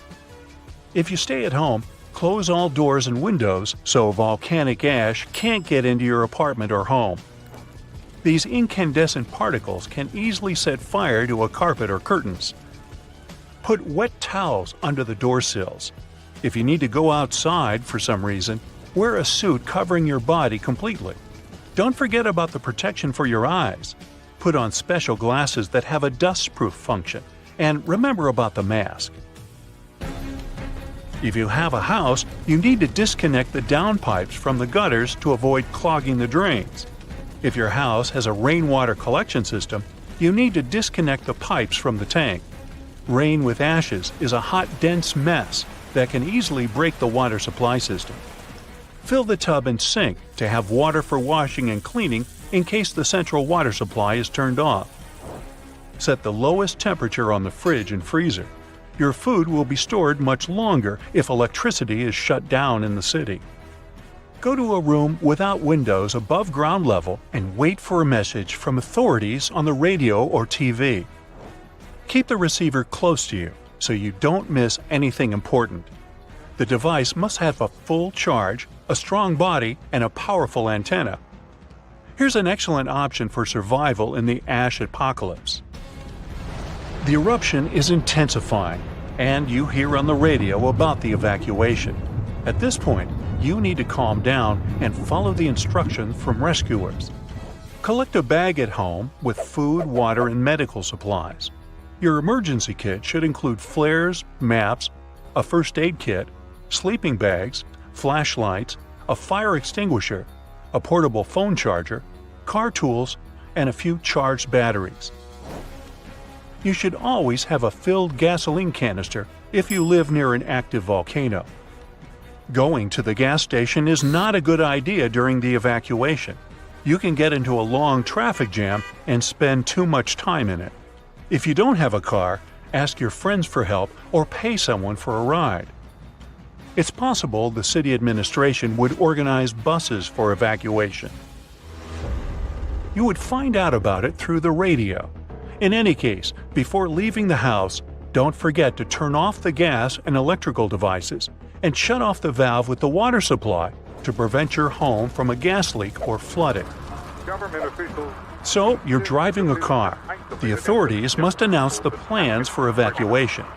Don't go off the route because some roads can be blocked. Perhaps they will say the eruption is over and you can return home. Maybe the eruption will be so strong that it will destroy the city. Anyway, if you're prepared, you'll have fewer things to worry about. Modern seismic sensors monitor the fluctuations of tectonic plates and the volcano's activity, so the eruption won't be a surprise. Pompeii is far from the only city destroyed by the eruption. In 1785, a similar disaster occurred in the Japanese town of Aogoshima. It was located right in the crater of an active volcano, and one day it woke up. It was sunny weather, and no one suspected a disaster was coming. At some point, the birds rose in the air and flew away. Then the ground began to shake. A heavy, low sound came from the depths of the island, and thick streams of smoke and ash erupted from the volcano. The volcano threw dirt and big red-hot stones into the sky. It looked like a meteor shower. People evacuated, and the mountain continued to erupt for several weeks. When the ashes settled, the volcano fell asleep again, and people began to return to their city. Despite the risk of a new eruption, they continue to live and work there today. Since then, more than 200 years have passed, and the volcano never woke up. Meteorological and seismological services monitor the situation and seismic activity. After all the horrors and devastation that a volcanic eruption leads to, harmony in nature eventually comes. Decades and centuries later, Volcanic ash, rich in helpful food elements, settles on the soil and makes it fertile. Then life will rise from the ashes like a phoenix. Whoa! Earth's surface is shaking. Long cracks split the ground open. Lava rivers are rapidly flowing down the slopes. Deafening noise is filling the air. Rocks and other debris are flying high up. Clouds of volcanic gas and ash cover the sky. Now, this is not a plot of a blockbuster disaster movie. It's what happens when supervolcanoes decide to erupt. But this is likely not the scenario that will take place when the world's largest volcano, Mauna Loa, decides to finish its long nap. In 2021, scientists were sure it would happen soon. But so far, nothing. The volcano's seismicity keeps increasing and then going back to normal. But you never know when this giant will finally come back to life. That's why experts have been monitoring geological activity on Hawaii's largest island for quite some time. The Big Island of Hawaii is made up of 5 volcanoes, including the most active on the planet, Kilauea, and the largest, Mauna Loa. This gigantic thing makes up almost half the landmass of the island. And what lava Kilauea emits in one day, Mauna Loa could spew out within 20 minutes. That's what it did in 1984. While Mauna Loa's smaller sibling has been throwing tantrums for a while, the giant has been slumbering ever since its last eruption. But very recently, the Hawaii Volcano Observatory has recorded more than 200 mini-earthquakes below Mauna Loa. It likely means an increased flow of magma down there. Good morning! The volcano might be waking up, or not. If Mauna Loa did suddenly erupt, lava flows could reach the ocean and the most populated and touristy places, like Captain Cook, very quickly, in a matter of hours. In 1984, the last time the volcano erupted, lava got as far as the outskirts of Hilo on the other side of the island. That's where a campus of the University of Hawaii is found. Luckily, people had a few weeks' warning to get ready for the disaster. These days, locals have special go bags ready with the most important stuff, including documents and money. Such precautions can come in handy in case of an emergency evacuation. Even though most Mauna Loa eruptions have so far only affected the summit area, several of them sent lava all the way down to the ocean. And you never know how powerful the next eruption will be. Now, what is the highest mountain on Earth? Mount Everest, you say? Well, it depends. From seafloor to the summit, Mauna Loa is 1,000 feet taller than the famous Himalayan peak. The volcano is so big, it makes the Pacific plate it's sitting on literally slump under its weight. Scientists say that when this monster of a volcano erupts, the volume of lava coming out per unit will be life-threatening. Over its recorded history, Mauna Loa has been erupting regularly, almost every 6 years.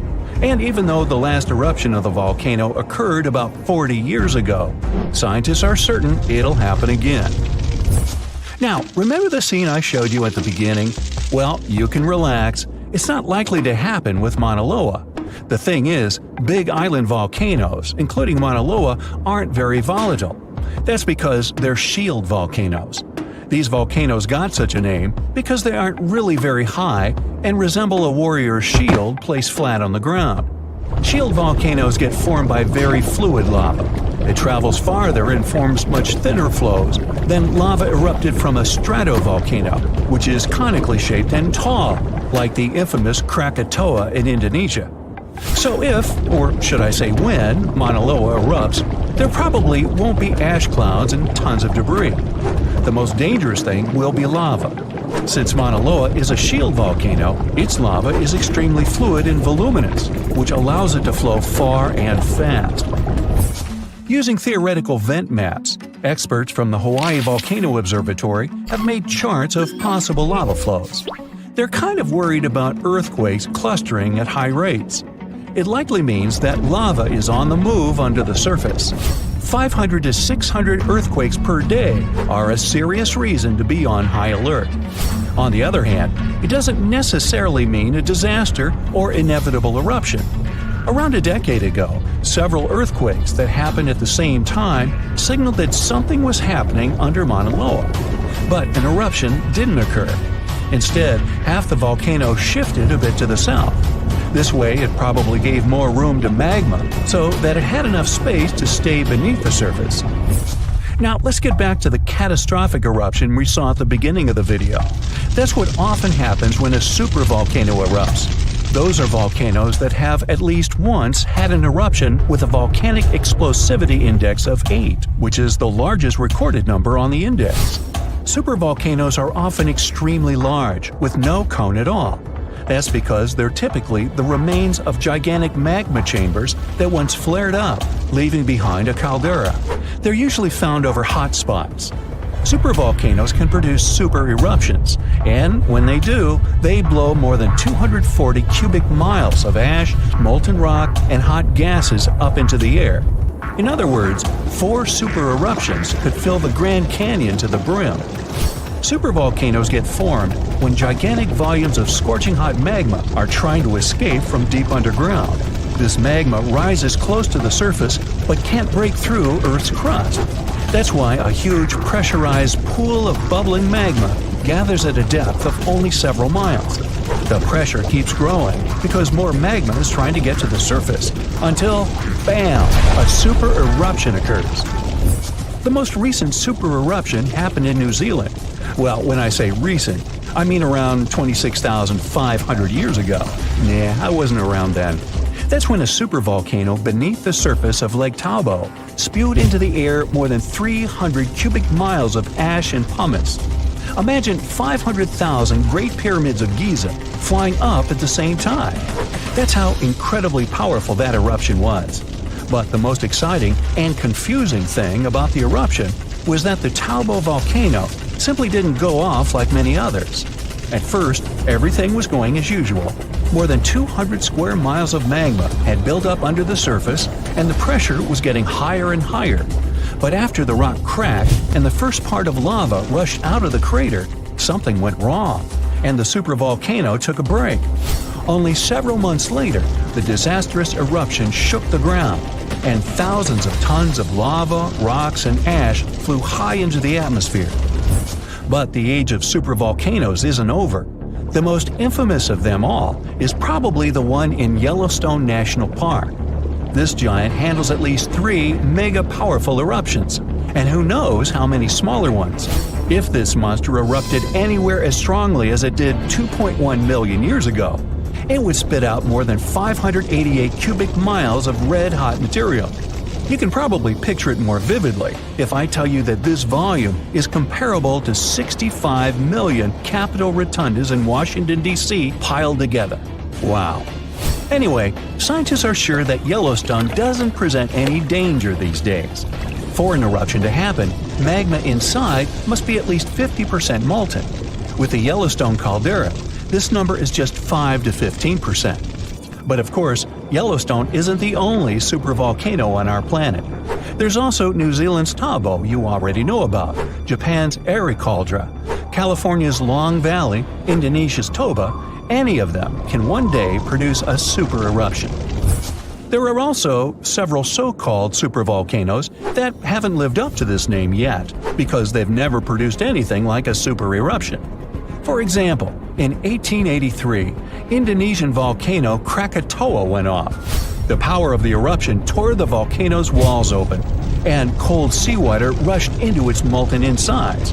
The difference in temperature made the volcano blow up with a deafening boom. It was clearly heard 2,000 miles away in Australia. It earned the blast the title of the loudest sound in history. But even though the consequences of this event were truly catastrophic, it still turned out not powerful enough to be called a super eruption. When we think of active volcanoes, one region comes to mind: the Ring of Fire in the Pacific Ocean. 3/4 of Earth's volcanoes sit within this belt. Compare the area to Australia, which doesn't have any volcanic activity.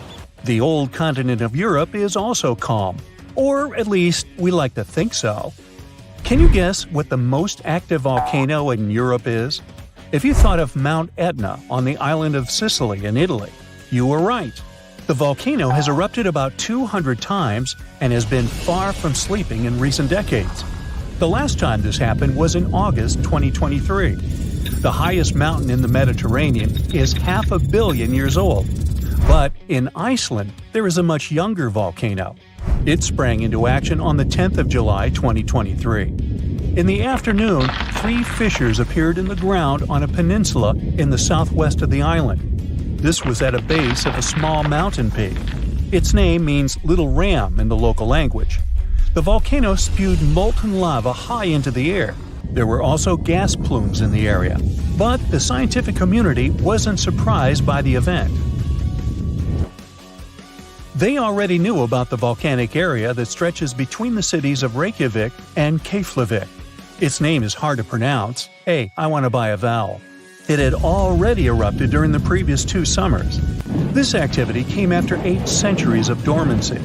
In the days leading up to the latest eruption, seismologists, the scientists who study earthquakes, recorded over 12,000 tremors. When the ground opened up in July, the fissures were over 1.5 miles long. The following morning, 2 of them closed. All the lava was now coming out of the last fissure. It grew into an elongated cone, the simplest shape of volcano we are all familiar with. The lava soon filled a large crater. It grew almost 100 feet tall during the first week, and it is still growing. On the night when the eruption started, lava spread out in all directions. Its cinders set ablaze the dry moss in the vicinity. Local authorities closed off the surrounding area. There were toxic gases from the volcanoes and smoke from the burning moss. Firefighters flocked to the area. After a week, they proclaimed the area safe. Visitors soon came to witness the birth of Europe's youngest volcano. This form of tourism is quite developed in Iceland. People come from all over the world to watch active volcanoes. The land of fire and ice is home to more than 130 volcanoes. Some 30 of them are active. Now, I know what you're thinking right now. Is volcano tourism safe? In Iceland, it is. The country's authorities research and constantly monitor all of the hotspots. The island is dotted with several dozen seismic stations. These help researchers accurately predict future eruptions, and emergency services are accustomed to these sorts of events. They can quickly cordon off danger zones. This is what happened in 2010. A volcano in the south of the island, the name of which everyone struggled to pronounce, erupted. It spewed out a plume of steam and ash that was 7 miles high. This wasn't a fun time to be an air traveler. Winds carried the enormous plume southeast toward northern Europe. Many countries closed their airspace for several days for safety reasons. The volcano erupted in March, but the Earth was shaking from January the same year, so seismologists knew that an eruption was approaching. When it comes to the continent's youngest volcano, the tourist infrastructure is already there. Visitors can leave their cars at a designated parking lot. Then they go on a 5-hour-long trek. This leads to a viewing deck. Tourists are so close to the epicenter that they can feel the heat haze from the crater. The sight is the most impressive at nighttime. Safety is never a concern. Scientists regularly chart out hazard maps that outline the borders of lava fields. This way, visitors who stick by the rules are never in harm's way. More than a week after the eruption started, a section of the crater collapsed. Lava flowed downhill west of the volcano. This majestic smoldering hot river is slow-moving lava. Scientists categorize it as an AA type. The term is Hawaiian. It describes basaltic lava that has a rough and brittle surface. The flow is composed of broken lava blocks that are called clinkers. They fall off as the substance flows. This reveals red-hot areas. The cooler sections of lava are gray and black in color. When it moves forward, it produces a distinctive sound like shattering glass. Nearly a month after the eruption of the new volcano, we got aerial footage of an interesting phenomenon. A tornado formed directly over the lava flow. This occurs due to the high temperatures in the area. When the conditions are right, a column of heated air can easily turn into a mini tornado. Scientists observed a similar event happen during the 2018 eruption of Mount Kilauea in Hawaii. The lava fields of Europe's second-largest island tell the story of the creation of Iceland. It sits above the place where the North American and Eurasian plates meet each other. Tectonic plates are huge rocky chunks of Earth's most outer layer. There are roughly 20 of them. They rest on a partially molten layer of rock. All the lava we see on the surface starts its journey here. You could say that these plates float on molten rock. Their boundaries are unstable, so when two plates grind past each other, they release tremendous amounts of energy. The formation of volcanoes is one result. These are places where the molten rock travels upward to the surface. Iceland began to form some 60 million years ago. The tectonic plates under the ocean drifted apart. Enough lava piled up on the surface to create solid ground. This ancient rock is under the waves today.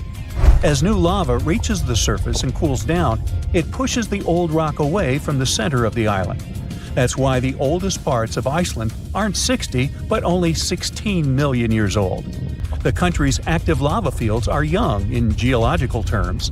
Some of them are under 1,000 years old. Scientists consider the island a hotspot for volcanoes, pun intended. Nearly a third of the basaltic lava that reaches the Earth's surface in recorded history came from Icelandic eruptions. Fissure swarms, like the ones before the 2023 eruption, cover 30% of the Nordic country. For this reason, only a quarter of the island is inhabited. Norse Vikings were the first people to settle in Iceland at the beginning of the 10th century. Nature threw them a loud welcoming party. Just a few years after their arrival, they witnessed one of the greatest volcanic eruptions in history. Vikings came from a region without volcanoes, so they had no clue as to what was going on.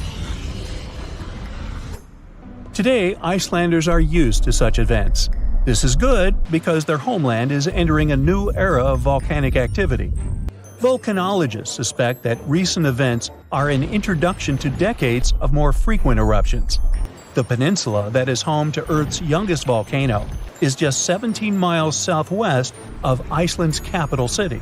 It's been dormant for a long time. Present-day eruptions there are a reminder that the natural processes that created Iceland are still ongoing. Recently, scientists discovered that there's a historical link between volcanic eruptions in the north of Europe and glaciers. Our planet went through at least 5 major ice ages. These were exceptionally lengthy periods when the average temperature on Earth dropped. The result was the expansion of ice sheets across northern Europe and North America. The last ice age ended some 10,000 years ago. Researchers are still trying to fully understand how these glacial periods affected volcanic activity. They suspect that the sheer weight of all that ice disrupts the flow of magma underground. When glaciers retreat, the pressure is lifted. This makes it easier for lava to flow upward to the surface where it bursts.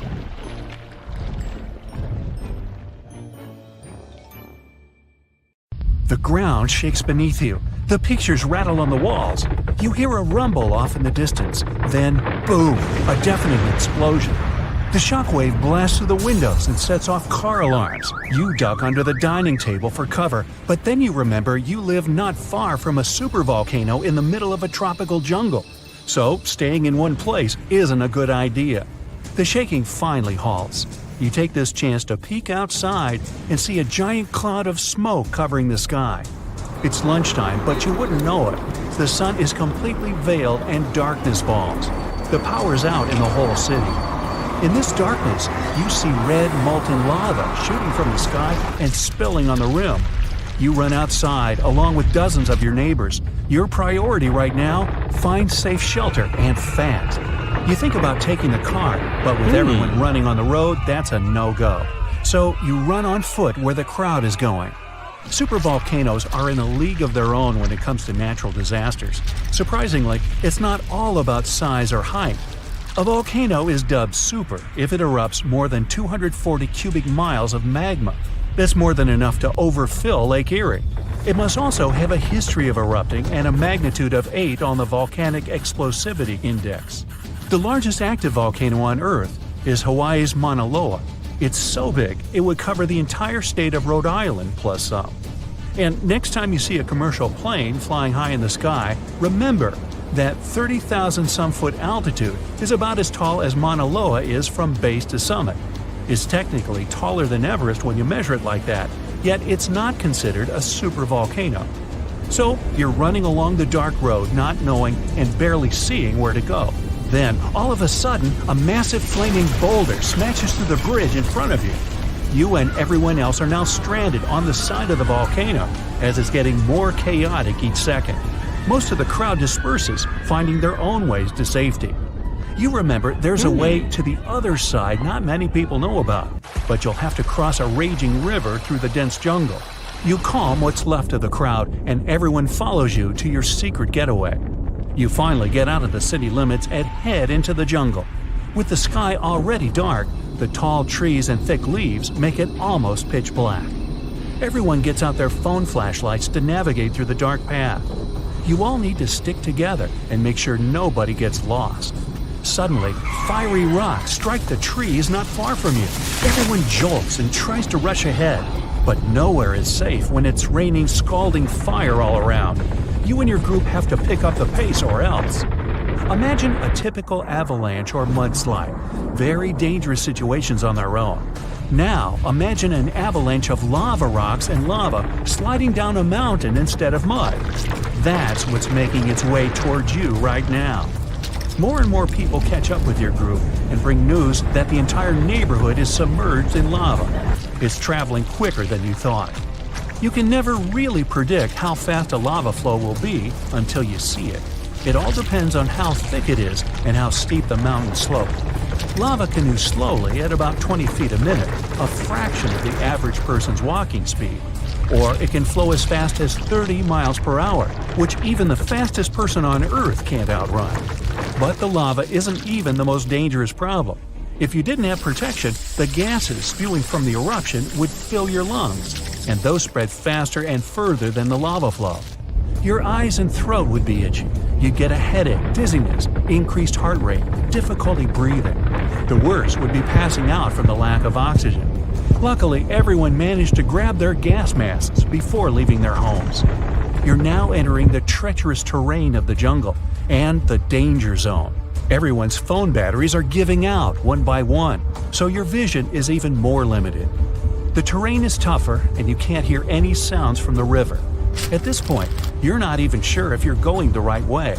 But your instincts tell you the deeper you go, the safer you'll be. The path is muddy, and the vines are hindering everyone's movements. That's when you hear something big running through the jungle. It's coming up on you fast. You can't see a thing until it's right up on you. A bear! And there goes a rhino. Wild cats, domestic cats, dogs, different creatures of all sizes and species. They all come running through the jungle right past you. You and your fellow humans aren't the only ones fleeing from the eruption. The rumbling is still going on. Before you know it, a shower of fire rock strikes right behind you and ignites parts of the jungle. There's no going back. Everyone picks up and runs for it. You hear thunder in the distance. A flash of lightning lights up the dark sky. You think, finally, some rain to wash away this fiery nightmare. But that's not a regular storm brewing. These giant smoke clouds can mimic a thunderstorm under similar conditions. Your luck finally pays off. You hear the river straight ahead. You reach the bank and have to hop on some stones to get to the other side. You almost slip when someone from the group catches you just in time. Whew, that was too close. Not far down the river is a large waterfall leading straight to a shallow lake with sharp rocks at the bottom. The ash from the lava falls like snow, covering most of the trees and landing on the river. Ash is one of the most dangerous things about volcanic eruptions. You're soaked to the bone, but it's a lot better than ash and smoke. And then the rest of the group follow. The next thing you know, the river starts steaming as lava meets the bank and runs into the water. You try your best to speed things up.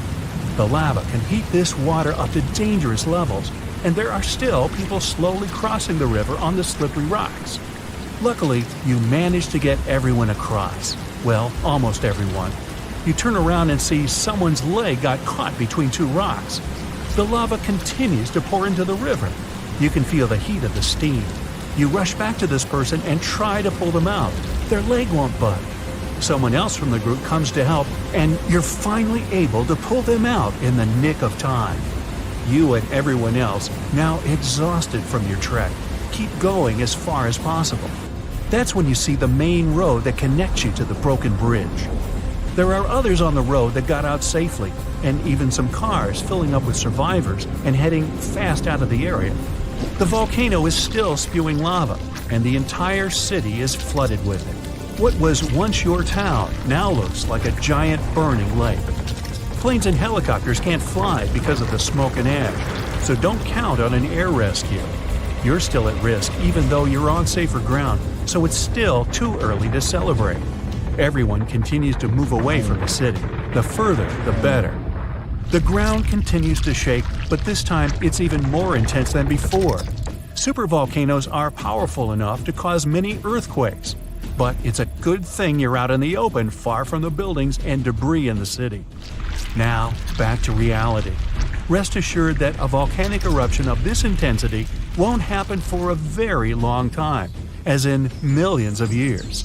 Besides, thanks to warning systems and humanity's preparation for such an event, it's extremely rare for even a regular volcano to do as much damage as it could. So, don't scratch Yellowstone off your travel list just yet. One of the few places you haven't traveled to yet is a volcano. It's an opening in the Earth's crust through which hot gases, molten rock, and other stuff get to the surface of the planet. But which one should you choose? There are different kinds of them. For example, shield volcanoes are built almost entirely of solidified lava flows, or lava domes formed by small masses of lava that are too thick to travel great distances. You can also pick a cinder cone. It's the simplest kind of volcano out there. It's built from blobs of almost solid lava that erupts from a single vent. This lava is ejected into the air with great force. Then it breaks into tiny fragments that become solid and fall back as cinders. With time, they form an oval or circular cone around the vent. Such cones rarely rise more than 1,000 feet. But what if you choose something even more impressive? How about traveling down a stratovolcano? Huge, steep-sided, and powerful.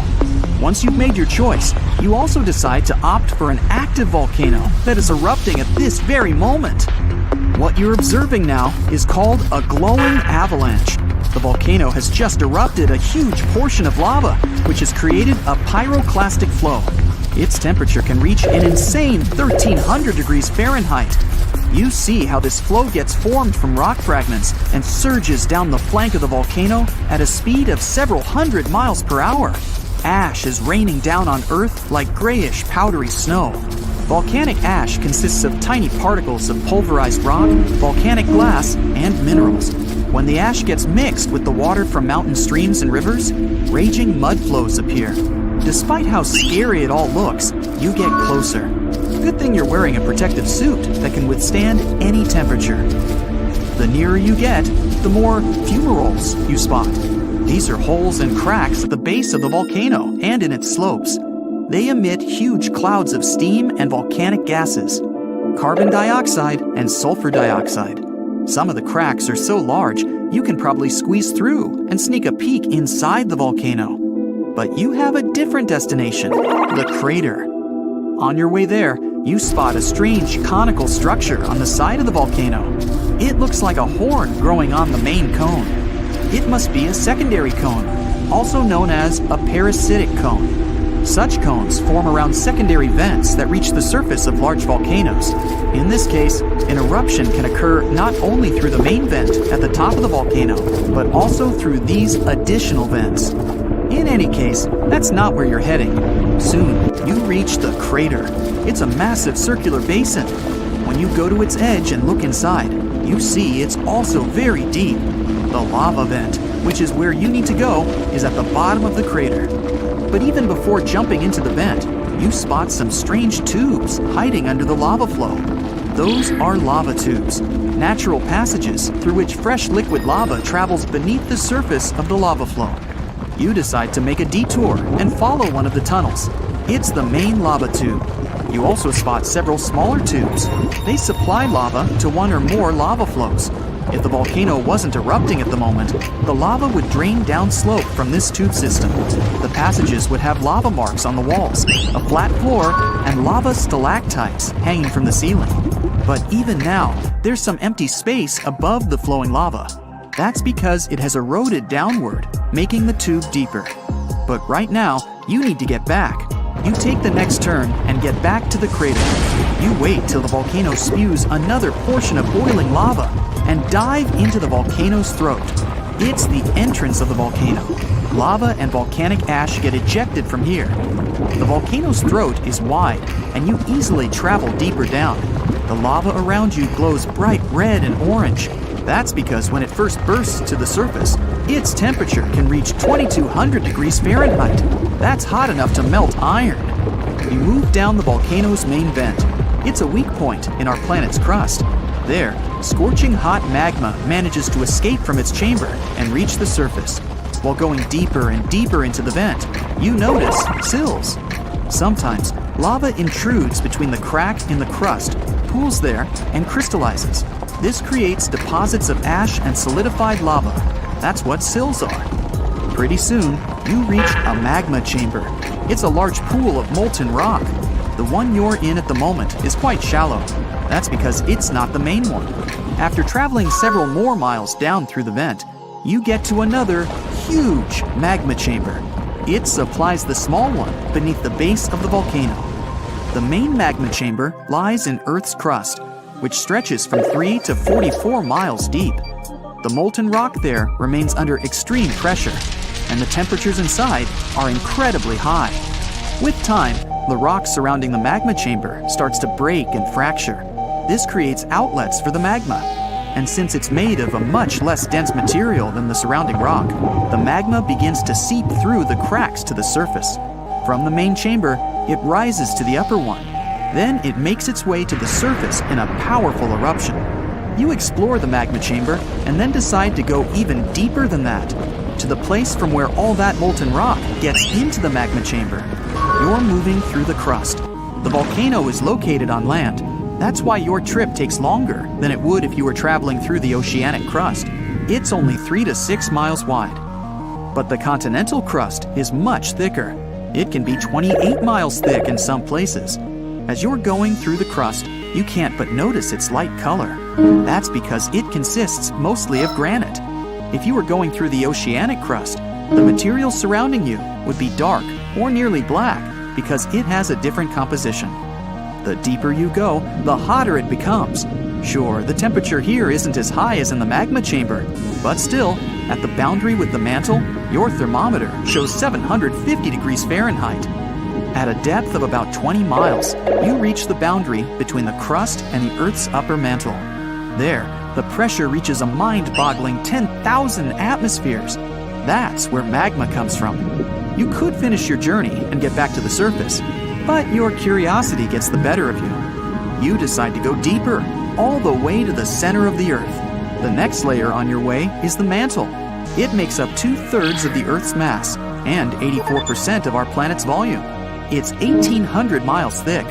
The rock closer to the inner part of the mantle is semi-solid, like caramel candy. The upper part of the mantle, as well as the crust, is broken into massive pieces. They look like a colossal jigsaw puzzle. Those are tectonic plates. They drift at a speed of 1 to 2 inches per year. You're moving through the upper mantle and feel the temperatures rising up to 1,600 degrees Fahrenheit. Near the boundary with the core, the temperature is already as high as 7,000 degrees Fahrenheit. The pressure in the lower mantle reaches 240,000 atmospheres.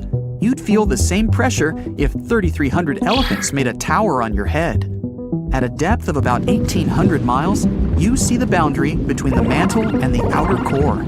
The insides of the planet around you are heated up to 9,000 degrees Fahrenheit. Such temperature is high enough to keep the outer core liquid. The pressure there is almost 2 million atmospheres, but it's not enough to make the iron that the core is made of solid again. The outer core is 1,500 miles thick. It churns in massive turbulent currents and generates a magnetic field. In the outer core, Earth's magnetic field is 50 times more powerful than at the surface. You are now more than 3,000 miles underground, and you've reached the inner core. It's a solid metal sphere, around 1,500 miles across. The inner core is immensely dense and spins faster than the rest of the planet. The temperature there is as high as on the surface of the sun, 9,800 degrees Fahrenheit. and the pressure inside the inner core is 3 million times greater than on the surface. It took about 500 million years for the inner core to form, which means it's younger than some parts of the crust. Fraser Island sits off the coast of sunny Queensland, Australia. But don't fall for its beauty. It's home to the most dangerous beach in the world. There's nowhere on the island to seek medical attention. If you do run into danger, you're on your own. Dingo attacks are super common here. If you don't know what a dingo is, it looks like an adorable dog. But beware, this wild breed is extremely dangerous. And the dingo's gnashing teeth aren't the only thing to be scared of. The seas around the island are swimming with great white sharks. There's jellyfish in the water too.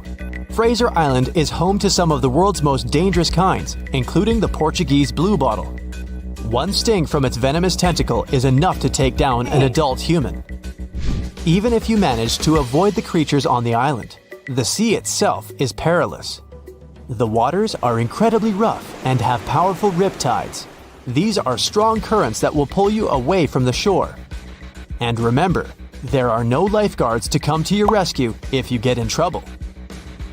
Even the sand is dangerous. Car rollovers in the thick dunes happen all the time. It's definitely best to swap your car for a dune buggy. Travelers also often drive down the dunes straight into the lakes below. But the lakes are incredibly shallow, which is not very safe. Fraser Island is also known for its beautiful lookout points, but you'll need to watch your step. You might feel on top of the world, but stay well away from the edges as jagged rocks and crashing waves line the shore below. There's an island in Brazil known as Snake Island, which is equally dangerous. I wonder what the hazard could be here. It's home to thousands of golden lancehead vipers, which are one of the most venomous snakes on the planet. They grow to over 20 inches long, and their fast-acting venom melts the flesh from around their bites. There are around 4,000 snakes on the tiny 106-acre isle. Snake Island has become so dangerous that the Brazilian authorities had to ban everyone from going there. For years, the only human inhabitants to brave the island were a lighthouse keeper and his family. But local legend says that one night a group of snakes crawled in through a window to attack, and the family was never seen again. Known as the Gas Mask Town, the island of Miyakijima is not one to visit in a hurry. It's home to a fiery, active volcano that has erupted several times over the past few years. There were several massive eruptions leading to the spread of a highly poisonous gas across the island. Residents are now required to carry gas masks at all times, and a terrifying alarm blares across the island whenever the poison levels get too high. The island is also in the middle of the Devil's Sea. Ships mysteriously vanish in the area, and experts have no idea why. The North Sentinel Island is home to a remote and unwelcoming tribe. They lived alone on the island without any modern technology or contact with the outside world for over 60,000 years. And that's just the way they like it. They've been known to fire arrows at anyone who attempts to enter the island. There are many stories of people visiting the island, and they are never seen again. It's not ghoulish ghosts or slithering snakes that you have to worry about on the Caribbean island of Saba. It's hurricanes. The tiny island has been hit by more severe hurricanes than anywhere in the world over the last 150 years. There have even been 7 tropical cyclones, which is an intense circular storm. The winds in these storms can reach 254 kilometers an hour. Try standing up in that. You'll also struggle to find a pilot who'll even land on the island. It's incredibly dangerous not because of the winds, but because it's home to the shortest runway in the world. It's only 440 yards long. 2 huge rocky ridges surround the runway, so there's no room for mistakes. The Kilauea beaches of Hawaii used to be one of the most dangerous in the world. The Kilauea volcano has been almost consistently erupting for the past 35 years, spewing red-hot lava into the surrounding waters. The water temperatures have even passed boiling point as a result of the lava. Happily, it's no longer active. While the island of Bikini Atoll might sound like the perfect summer vacation destination, it's most certainly not. The problem is that this place has dangerously high radiation levels, and the locals had to leave it. Although the island was declared safe in the 90s, its original inhabitants have refused to return. The lack of fishing in the area has also led to a massive increase in sharks who swim the waters in search of their next meal. Strangely, the corals and reefs are thriving. From the distance, Ramree Island looks idyllic. White sand, swaying palms. But beware. They say thousands of hungry saltwater crocodiles used to lurk there, ready to strike at any time. The exact number of those animals was unknown, and some scientists claim that there are quite a few of them right now. I'd stay well clear of the island though. I don't really feel like becoming crocodile food.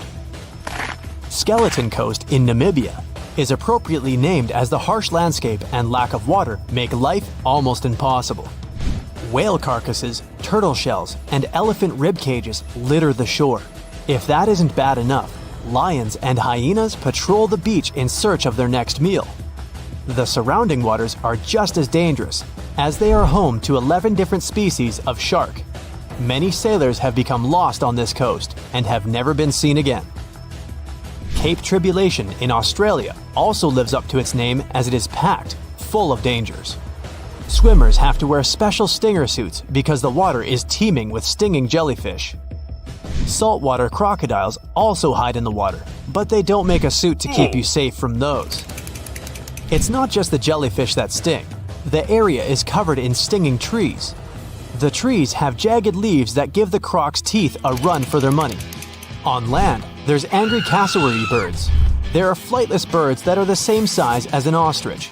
They have sharp talons that can easily slice through skin. The Acoustic beach in Norway is one of the best places to see the northern lights, but you'll be lucky if you survive more than one night there. The seas surrounding the island can reach 46 degrees Fahrenheit, and that's just in the summer.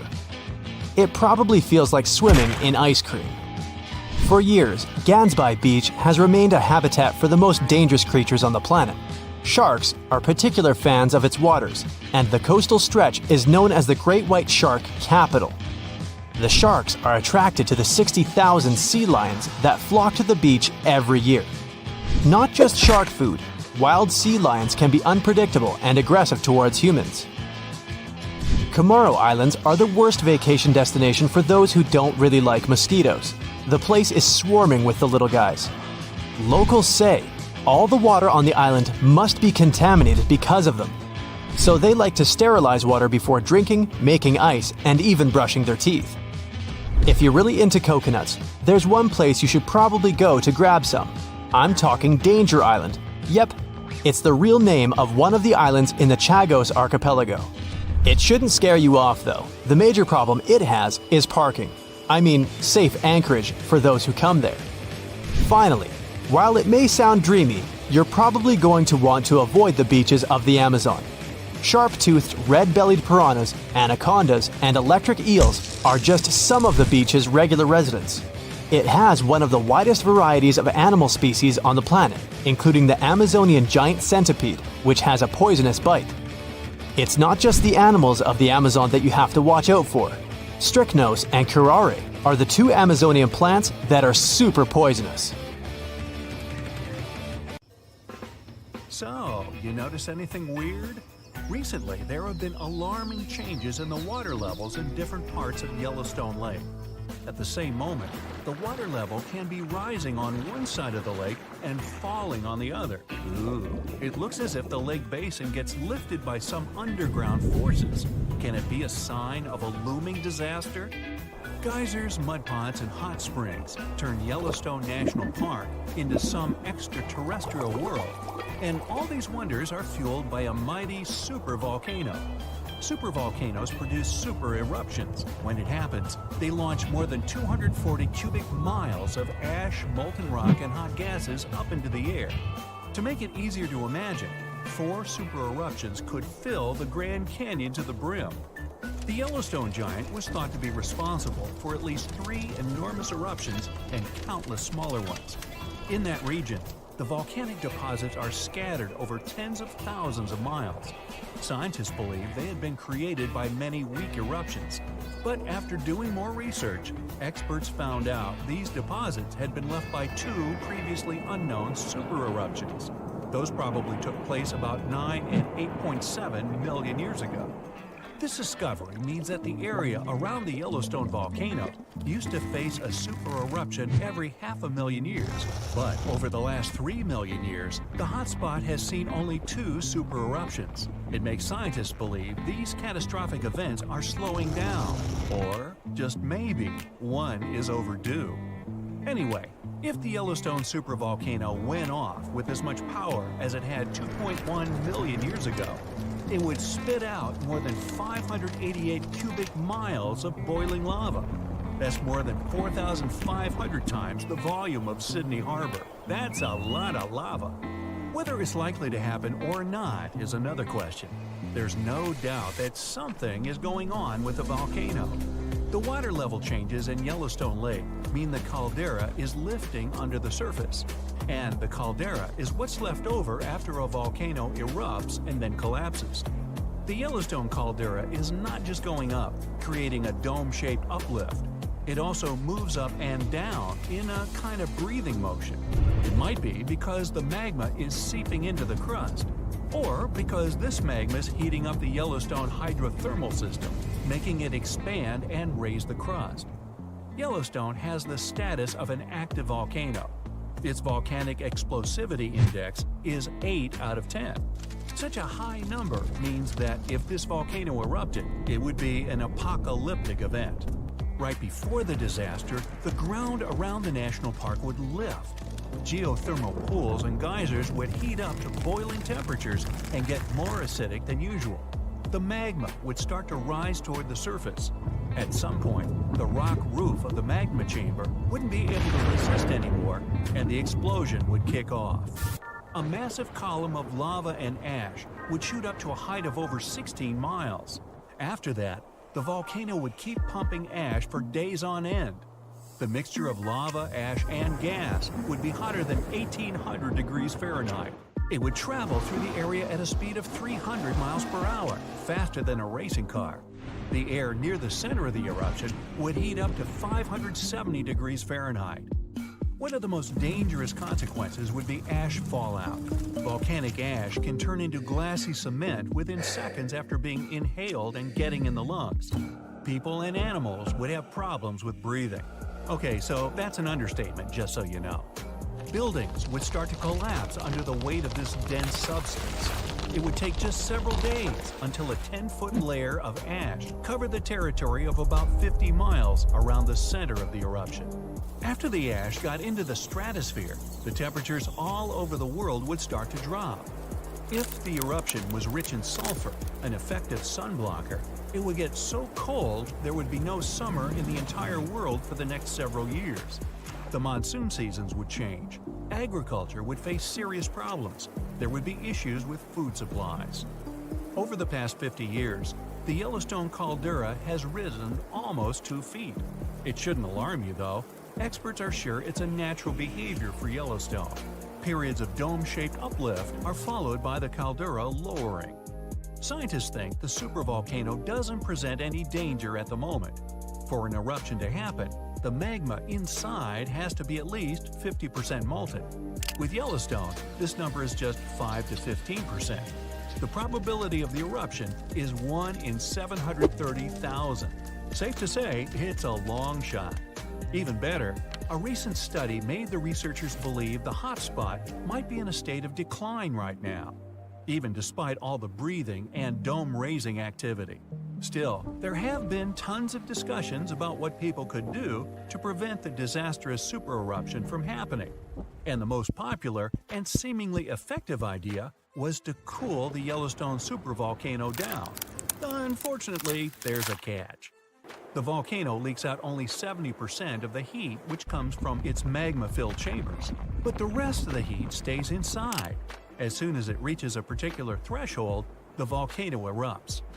If it was possible to extract at least 35% of the Yellowstone volcano's heat, the eruption could be avoided. The cooler the magma is, the thicker and stickier it gets. It stops being so fluid and doesn't try to get out to the surface anymore. After considering these facts, NASA scientists came up with a plan.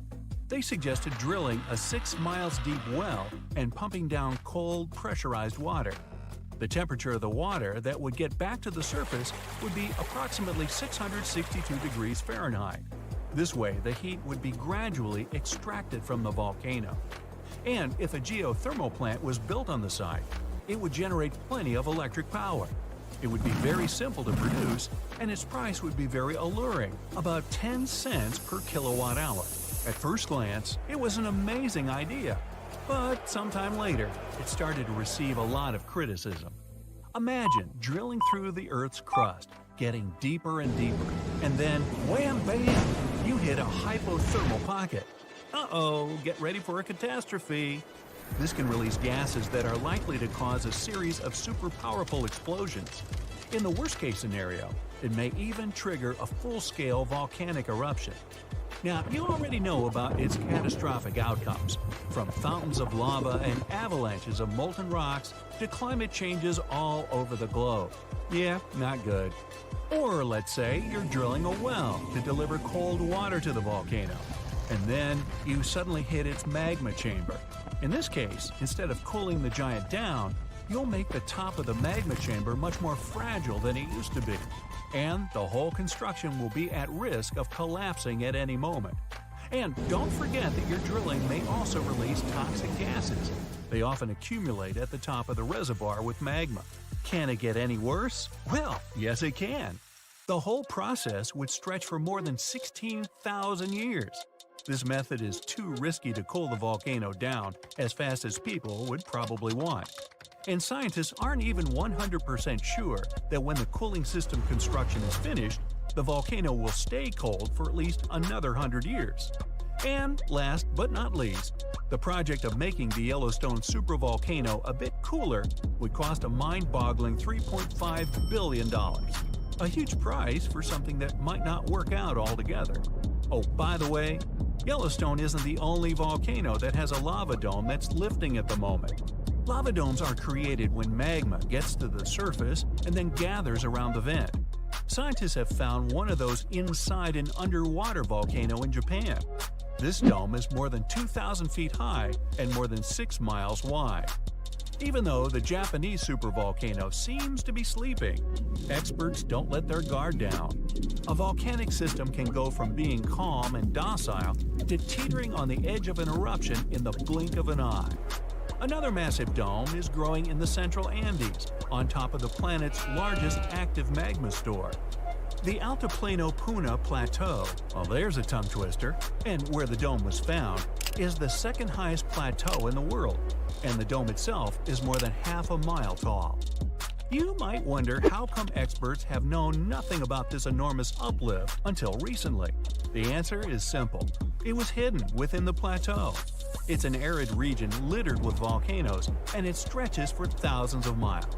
Yep, another case of hiding in plain sight.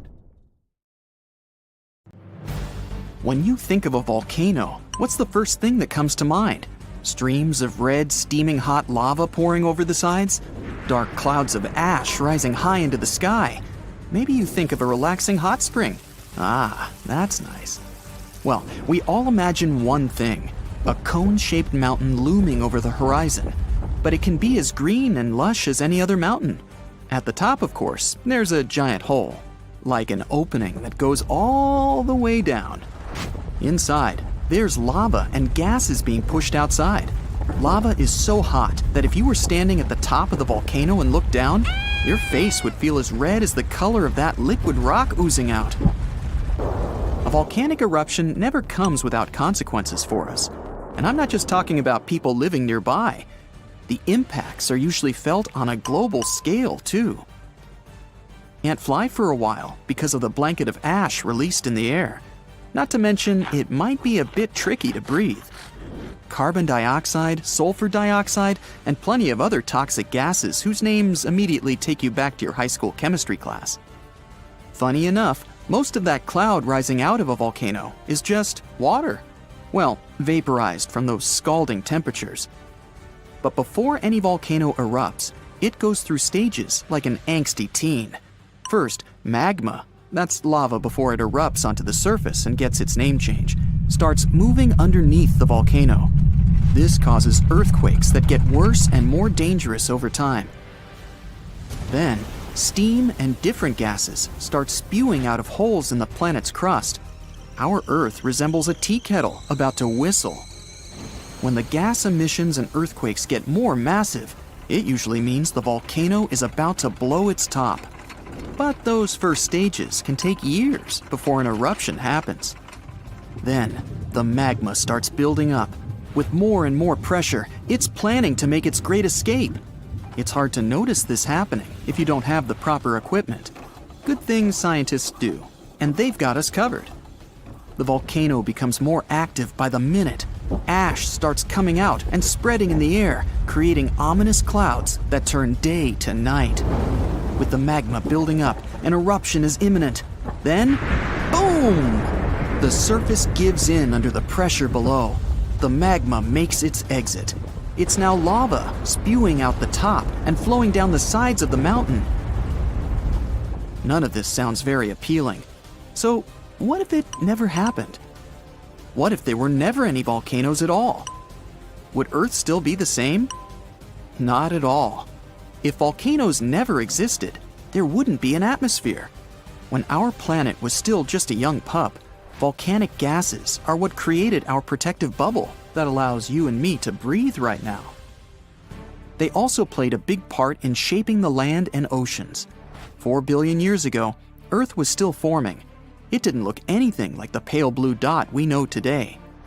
It was red hot, and the water was trapped under the crust. It wasn't until the surface started to cool down and solidify that the water was finally able to escape. Volcanoes acted sort of like a tear in the fabric of our planet. Water vapor would condense in the atmosphere and then fall back down as rain. It rained for so long that the third planet from the sun started turning into the blue ball we're more familiar with. In fact, there's even a theory that all the water on Earth came from volcanoes. And without water, of course, life wouldn't have been able to form. Land formation went through a similar process. You see, our planet was a pretty rough place to be when it was forming. It was a molten surface with fields of lava and constant volcanic eruptions and space rocks always crashing into it, because there was no atmosphere to protect it. When it started cooling down, a good solid surface formed, but the hot material underneath was still boiling and bubbling, and it continued making its way up. The crust would move and form thick layers with the material that was rising up. Over time, these layers became more permanent. Volcanic eruptions were still happening, but the first landmass had finally formed. Okay, we'll take the best part of volcanoes, an atmosphere. So what if they stopped erupting long after we got our protective breathable shield? Still not good. For starters, volcanoes created the most fertile soil. Around Naples, you have the famous Mount Vesuvius. The soil quality there is incredibly rich, and that's thanks to 2 huge volcanic eruptions, one that happened 35,000 years ago and another 12,000 years ago. Sure, these volcanoes caused a lot of short-term damage, but in the long run, these soils were fertilized by them. Now the region grows all kinds of citrus fruits, olives, grapes, cherries, and of course, their staple, tomatoes. There'd be none of that without rich volcanic soil, and Naples is by far not the only example like this. Bacteria, the first living organisms, lived in hot water. Scientists have discovered fossilized microorganisms older than 4 billion years. They thrived in hydrothermal vents. Those are fissures on the sea floor, and they're usually near volcanically active places. This means that without volcanoes, we wouldn't have land, water, or even the first life forms that, as the theory goes, would eventually evolve into all the creatures we have today. Could life have still developed on Earth without these explosive mountains? Doubtful. Okay, fair enough. We want our atmosphere and life. So let's say volcanoes stopped erupting today, after we already have all these benefits. Well, we're sort of already there, based on this story. At the start, there was only one continent, Pangaea. It was a supercontinent surrounded by one massive continuous superocean. Volcanic activity by this time had finally calmed down, and this meant all that energy would gather below the Earth's crust. Here's a little diagram. First, we have the Earth's inner core. Then there's the outer core. Next up, we have our convection currents. Magma is next in line. After that, the oceanic crust. And at the very top, we have our ocean and our continental crust. The reason Pangaea eventually broke up into the separate continents we have today is because of plate tectonics. It's not like the crust is all one solid piece. It's broken up into big chunks, or plates, that are always moving. And it's all still moving today. Yes, the land you're standing on right now is sort of surfing on that layer of convection currents. It's a slow process, so it's not like you can feel it.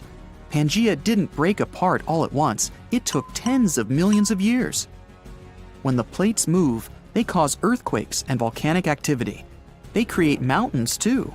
It's good for our planet as well, because the Earth gets to sort of renew its old crust. If there was no volcanic activity now, the pressure underneath the Earth's crust would keep building up. It'd get to a boiling point the continents couldn't handle anymore, and eventually, they'd start splitting into more numerous and smaller masses. Volcanoes are still useful to us till this day. For one, they cool our atmosphere. Their eruptions release sulfur gas. It combines with water in our atmosphere and cools it at its lowest level, which is where we live and breathe. There's also an excellent use for their heat. Geothermal power plants harness the energy coming from deep inside the Earth and turn its heat into steam. We then use that steam and turn it into electricity. This is the case for our friends in New Zealand and Iceland, since they live in places with high underground temperatures. Volcanic material can also be made into blocks for building stuff. It can be grounded down to make cement too. If we want, we can even search volcanoes for precious minerals like gold, copper, and sulfur. And who can forget about hot springs? Tourism to places like Yellowstone and Iceland wouldn't be the same without them. And who doesn't love a nice steamy dip in the ones safe for swimming? Oh yeah. In the end, volcanoes aren't so bad after all. Our beautiful Earth wouldn't be what it is without them. Hey, we landed on the moon. We sailed around the world. Romeo met Juliet. Hey, it's hard to imagine that there are creatures out there who saw it all happen. Immortal animals. Well, almost. Glass sponges are weird little creatures that sit in one place for thousands of years. From their favorite spot under the sea, they witnessed the first Europeans crossing over to the Americas. They can live up to 15,000 years. And what's even cooler is that they can control their aging process, speed it up or slow it down. They have a glass-like exoskeleton for protection. Lobsters can grow back a limb if they lose it, and they're basically immortal. They produce an unlimited number of enzymes that keeps their DNA young forever, and they just keep on growing. That means they outgrow their own shells. They have to shed their exoskeleton every now and then and upgrade to a bigger one. The largest lobster ever caught was 44 pounds off the coast of Nova Scotia. Scientists think this large lobster was around 100 years old. It was around when Edison invented the phonograph. This next creature is a mix between a jellyfish and a tree branch. Each end of the hydra has a ringed foot, and it spends its days chilling by lakes and rivers. Its tentacles grab onto tasty snacks that swim past it. So, what's the secret to its immortality? That's something everyone wants to know. The hydra has the ability to renew its stem cells. Scientists have been trying to do that for years. They can actually slow down their aging process. Now, these little sea creatures are Red Sea urchins. They sit on seaweed in shallow waters and are immortal. Well, we haven't been studying them long enough to know for sure. But scientists say they only grow in size, not in age. What? Well, they sort of stay like little baby urchins, but grow in size. Adult, baby urchin, okay. These little babies can reach around 100 years old, even 200. The slowest on the list? The giant tortoise. It can reach 200 years old, and one of the oldest is Jonathan. He's technically the oldest crawling land animal. He was born in 1832 and lives it up on a remote island called St. Helena. Jonathan's been through a lot. He's seen the very first American skyscraper, the Eiffel Tower. Oh yeah, he's also lived through every single World Series, starting when he was 71 years old. Now he can't see too well and he's lost his sense of smell, but he's still going strong. Back to the oceans and the Greenland shark. It's been known to be the longest living vertebrate and can live more than 400 years. Swimming around for that long in the deep, dark, cold ocean means these sharks are tough. They're able to withstand insane water pressure.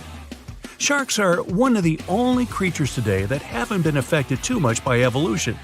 Many sharks have been around since the dinosaurs and haven't changed much.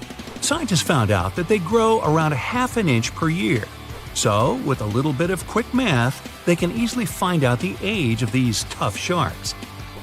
Imagine seeing a shark that's older than the USA.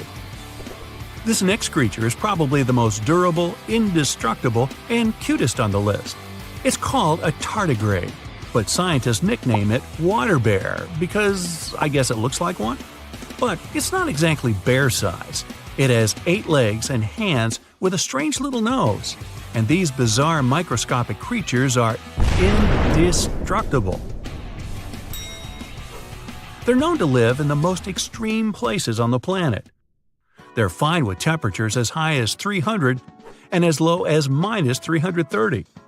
Volcanoes, frozen desert nights, they can even handle radiation and massive amounts of pressure in the deepest parts of the ocean. They can even survive the vacuum in space. No tiny little spacesuit or anything. That would be cute enough.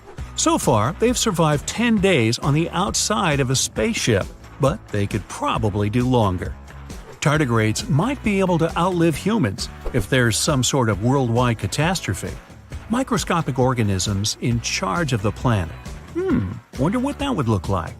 Whether it's all the volcanoes erupting at once, or another ice age, or even another pesky asteroid. Tardigrades probably wouldn't even notice. Scientists are studying them to see if they can help us with some next-level biotech. Now, just for fun, here's the mayfly. This poor little insect doesn't even make it past 24 hours on average. Females and males can make it to a whopping 2 days old. Talk about living in the moment. These little flies grow in swarms and are known to have one of the shortest lifespans of any creature. But as a species, well, they've been around for hundreds of millions of years. Jellyfish have discovered the fountain of youth, and surprise, surprise, it's been inside them all along. Not inspirational poster style, but literally, it's always been inside them. Jellyfish are able to reverse their aging process whenever they want. Imagine you're swimming along and then you think to yourself, gee, I kinda want to be 8 again. And poof, there you are. Who wouldn't want to go back to being 8? That's how jellyfish stay young and live stress-free. These brainless and boneless creatures can turn the clock back anytime they want, as long as no one bothers them. They're super chill, just floating in whatever direction the current takes them. Like, go with the flow? This creature looks like something right out of a sci-fi movie, and you could say it has sort of alien features. The giant weta outweighs a mouse and is considered one of the biggest insects out there. You find these big bugs in New Zealand. While jellyfish can reverse their aging process, some members of the weta family can come back to life. Talk about superpowers. If they get completely frozen, they start to make special proteins that stop their organs from getting ruined. After whatever amount of time they're frozen, they can be thawed out and brought back to life, like nothing ever happened. In fact, the giant weta has ears on its knees in its front legs. And because it can resurrect, it's also called the zombie bug. Planaria are flatworms that are unique. Apart from being practically immortal, they're the ultimate regeneration machines for lost body parts. If you take one of them and divide its body into 10 parts, you'll end up with 10 new planaria. You keep dividing them up, they'll keep multiplying, even though they're usually less than an inch long. Imagine if we could figure out how to do that. Would that be a way for us to live forever? Or would we end up with a totally crazy world with copies of everyone walking around? How about the world's fastest relay team, 4 identical Usain Bolts? Now, clams have been around for a really long time. Scientists have discovered that they can live up to 400 years old. These little shelled creatures are the ones that create those shiny little pearls everyone loves. A clam will go into action mode when a parasite gets inside. The clam tries to cover the parasite with a bunch of special chemicals, the same ones it uses to make the inside of its shell. That's when the magic starts to happen. When these chemicals harden up, they make a shiny, glossy pearl. The more chemicals, the bigger the pearl. Now, this long, slippery-looking creature lives deep in the caves of Europe. The olm can live up to be 100 years old. It spends its days hunting for little insects, snails, and crabs with its tiny front arms and wriggling snake-like body. Its skin is so pale that some locals even call it the human fish. Hey, wait a minute. The olm is almost blind, but it can still detect light. It just mostly does it through its skin. Like other blind animals, it has a supercharged sense of hearing and smell. It gets its distinct look from those little red gills around its neck. It happened in Iceland on Friday, March 19, 2021 at 8:45 p.m. About 20 miles southwest of the capital. Molten rock suddenly burst through the surface from below. Bright lava fountains then lit up the night sky. A volcano in this valley finally woke up after almost 800 years of sleeping soundly. We divide volcanoes into 3 categories: active, dormant, or extinct. Around 1,900 of them around the globe are considered active. That means they've erupted in the recent past and will likely do it again in the possible near future. Dormant volcanoes haven't popped off for a long time, but they still may in the future. You could say they're sort of sleeping. As for extinct ones, those guys haven't done anything in more than 1 million years. The eruption in Iceland wasn't super explosive, and this all happened 6 miles from the nearest town, so everyone was perfectly safe. Many even came to see it up close, while other brave visitors tried to fry eggs and bacon on the lava. Just be careful not to burn your breakfast black. Lava can be over 2,000 degrees Fahrenheit. It burns everything in its path. Yet it also produces some of the most fertile land for agriculture.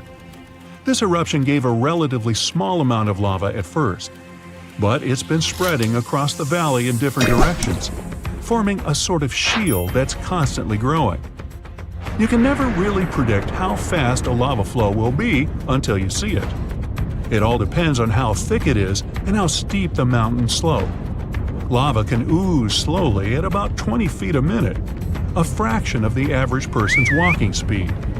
Or it can flow as fast as 30 miles per hour, which even the fastest person on Earth can't outrun. But the lava isn't even the most dangerous thing about volcanoes. That would be the toxic gases spewing from the eruption. And those spread faster and further than the lava flow. Luckily, in Iceland's case, the wind has been blowing these gases away from residential areas. Scientists weren't surprised this volcano erupted. They knew it was coming. Increasingly stronger earthquakes had been shaking this area for the past 15 months. There were 50,000 earthquakes within just the 3 weeks leading up to the eruption. That's 100 per hour. The volcano has been active since March, and geologists say this could last for weeks, months, years, or even decades of constant eruptions in the area. Mount Shasta is in the top 5 most dangerous volcanoes in the U.S., so geologists are keeping a close eye on it. The last eruption was in 1250. I wasn't around then, but this volcano erupts every 600 to 800 years. Which means, tick-tock, we're due any day now. About an hour from Portland, Oregon, there's an active volcano that last erupted in the 19th century. Next time it goes off, scientists think it'll produce larger amounts of ash and dust. This could cause an electrical blackout and make water unsafe to drink in the area. But the experts pay close attention to Mount Hood. They'll be able to give plenty of warning so people can react in time. Kilauea is one of the most active volcanoes in the world. It's been erupting almost constantly since 1983, making it also one of the longest eruptions known on Earth. It's the youngest land volcano in Hawaii. Volcanoes can take thousands of years to form, but others can pop up practically overnight.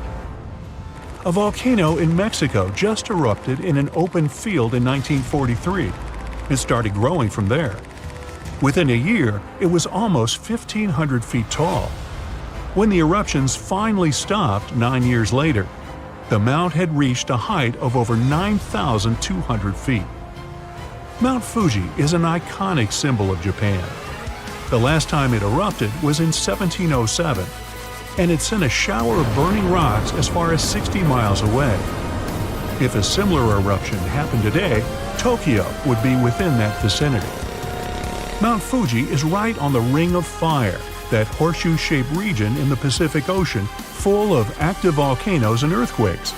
From one end to the other, it's almost 25,000 miles long. It could wrap all the way around the Earth's equator. In January 2020, Taal volcano in the Philippines started spewing lava, sending huge plumes of ash half a mile up into the sky. The eruption even triggered a rare phenomenon, a dirty thunderstorm. That's when the smoke cloud above a volcano produces its own lightning. The chance of volcanic tsunamis was also high. Those are usually caused by tectonic movements that occur because of volcanic activity. Taal has erupted more than 30 times in the last 450 years. This volcano in Ecuador last erupted in 2016. Scientists think it might be showing some early warning signs of magma on the move. This is an active stratovolcano, a specific cone-shaped type with steep sides. They form from sticky lava that doesn't flow that easily. That lava goes around the vent, cooling and piling on itself to form these steep walls. These types are more likely to produce explosive eruptions like the ones we see in movies. Ruapehu is the oldest national park in New Zealand, a volcanic wonderland where you can closely see all those steaming craters, magnificent lakes, and unusual rock formations. It last erupted in 2007 and has had 10 eruptions since the mid-19th century. But eruptions, lava flows, and toxic gases aren't the only danger coming from volcanoes. There's also a thing called lahar, a kind of volcanic mud flow of debris. In between eruptions, snow melts and a lake forms in the caldera. If the last eruption brought mud, ash, and rocks in the lake, it becomes dangerously full. In that case, only a temporary dam holds it back. Indonesia has the biggest number of active volcanoes in the world, including one called Anak Krakatoa. It means child of Krakatoa, and its famous parent isn't far away.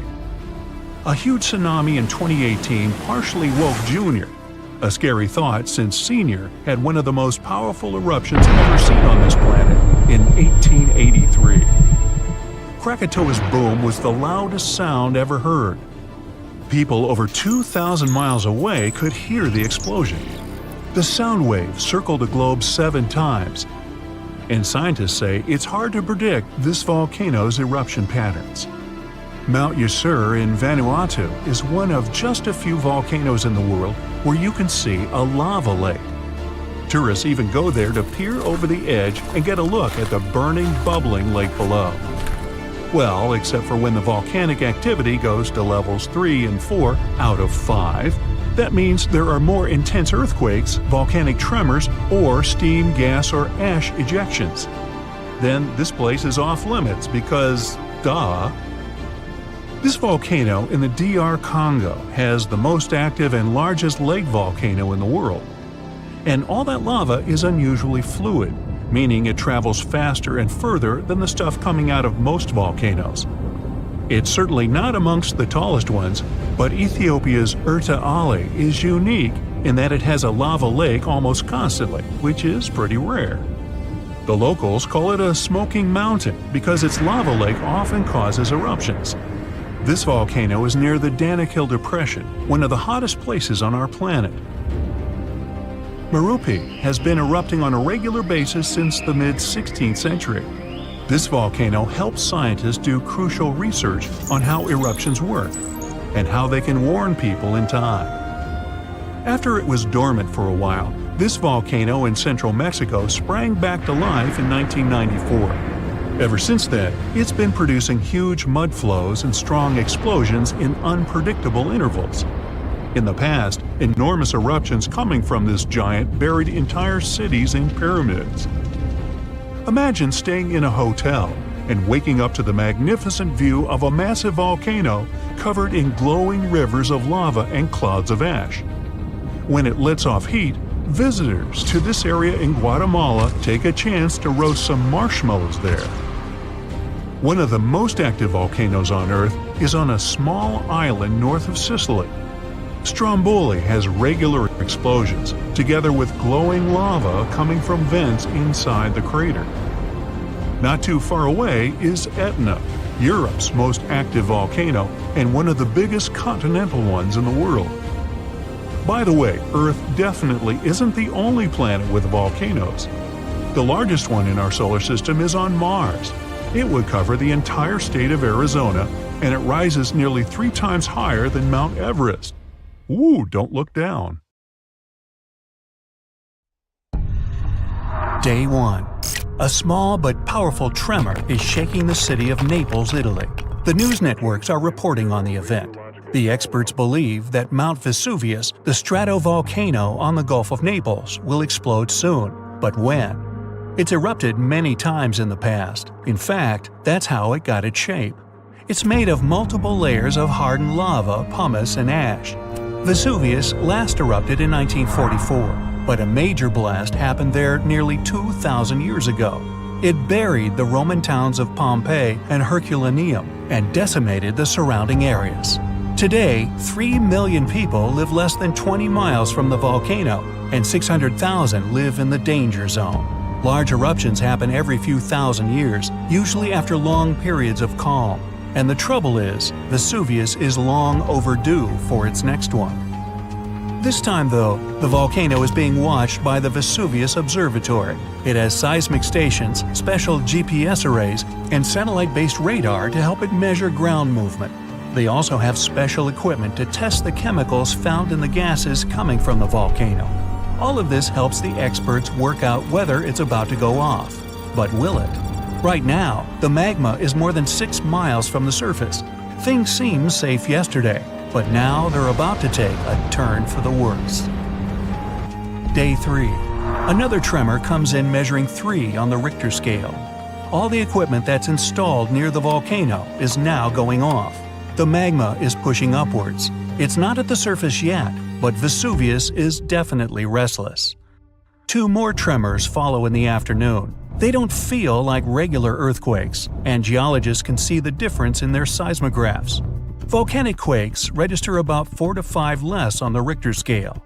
Now, the experts are sure it's just a matter of days or weeks until the volcano erupts. Some volcanoes can be restless for months or even years before they go off. But that's not how it goes with Vesuvius.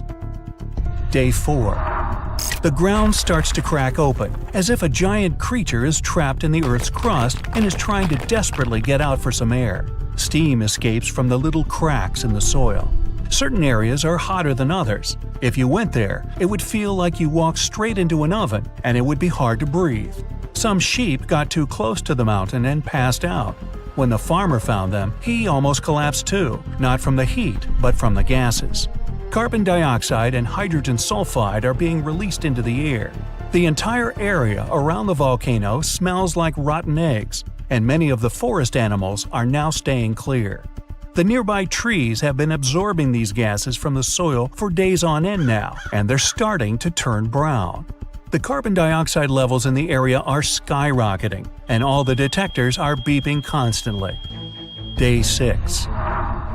The tremors are getting more frequent. Experts at the Vesuvius Observatory monitoring the volcano say the quakes are coming from the magma that's being pushed upwards. A few hours later, the national emergency alert goes out. Thousands of local people have around 15 days before the volcano erupts, and they need to evacuate their homes. The 600,000 people in the danger zone start to pack their suitcases and leave in cars and trucks. There's chaos everywhere. But in all that disorder, some people are standing still. They look around, trying to understand what's really going on. A few of them are taking photos of their homes. Others are streaming all the confusion on social media. But the senior citizens are just standing outside, looking at their houses one last time. They hope this is all just a false alarm. It's happened before, but who really knows? Day 7. It was a sleepless night. Plenty of the locals have already left. Some good people from other towns drive to the area to help the residents evacuate faster. There's a massive traffic jam, but everyone expected it. This is why the evacuation started early. Ferries, trains, and buses have canceled their services to help the evacuees. They're all working on a tight schedule to make sure everyone gets out safe without any delays. Some people refuse to leave, but their neighbors eventually convince them to go. It will take 7 days to evacuate everyone, and these people will spread out to other areas of the country, not just to the nearby safe regions. Day 10. More than half of the residents have now left the red zone. After the chaos, there's now silence, and it's interrupted by the eerie sounds of the tremors. Animals are being evacuated too. Many people are now trying to save as many animals from the forest as they can find. Day 16. All 25 of the towns that were at risk have now been evacuated. The red zone is empty. But the tremors are getting stronger, as the volcano is a pressure cooker ready to explode. White smoke rises from the large opening on the mountaintop and the vents on the side. The molten rock moves toward the surface, and the pressurized gases form bubbles, just like the ones you see when you boil food. Suddenly, there are some loud booms, and then an explosion. It's loud enough to be heard thousands of miles away, and the shockwave is felt throughout Italy. Volcanic rock is thrown up into the air. A thick black mushroom cloud forms and expands into the sky. The birds abandon their nests and fly away in huge flocks. The red-hot lava is now spewing out of the volcano like a fountain. As it flows downward, it obliterates everything in its path. Then there's a volcanic landslide. Part of the cone-shaped mountain falls off, and millions of tons of soil and rock break loose from the volcano's side and tumble down. The lava spreads on the slopes, and it slowly slides down into the forest and the farmlands. The plume of ash, pumice, and other kinds of rock has risen so high into the sky that people can see it from Rome. Then the tower of debris starts falling back to Earth. First comes the ash, then chunks of rock. The ash in the atmosphere is so dense that it's hard to breathe. The lava slowly spreads across the area and pulls down all the trees. All the nearby towns are shrouded in darkness and smoke. Buildings collapse, and all around there's a mixture of heated, poisonous gas and rock moving faster than a car. Other rocks and more volcanic ash fall miles away from the volcano, hitting cars and destroying roofs. The sky is completely black as the lava keeps on coming. Slowly, all the nearby towns are submerged beneath the molten rock. Some of the lava even reaches the sea. Gigantic white steam covers the shore where it falls in, and the magma turns black. Now, a weird neon blue fire appears on the slopes of Vesuvius. This is caused by burning sulfuric gases. They're escaping at high pressure from the cracks in the volcano's surface. When they come into contact with the air, they ignite. These blue flames can reach 16 feet into the air. Now, all nearby flights are canceled, and many planes have to change course to reach their destination. Ever since the national alert, no planes have been allowed to fly over the volcano. The clouds of volcanic ash can damage jet engines and other plane components. The water supply is now contaminated by streams of volcanic ash, and it smells unbelievably bad. In just a short amount of time, all that magma has made entire towns vanish. Only the roofs of taller buildings can be seen. After the big and explosive eruption, there are some smaller and quieter ones. At this stage, nobody knows if the volcano has stopped erupting yet, and absolutely no one can go anywhere near the area. 10 years later. Most parts of the red zone are now hidden under hardened but still warm lava, including the ancient site of Pompeii. Some people have started to forget about what happened. Others have begun their new lives elsewhere, and some don't even want to think about what happened to their old homes. But several of them are counting the days until they can go back. 100 years later, you're walking in what appears to be a wasteland of volcanic ash. You suddenly realize that you're standing on top of your great-grandparents' town. Everything is now submerged under a thick carpet of solidified lava.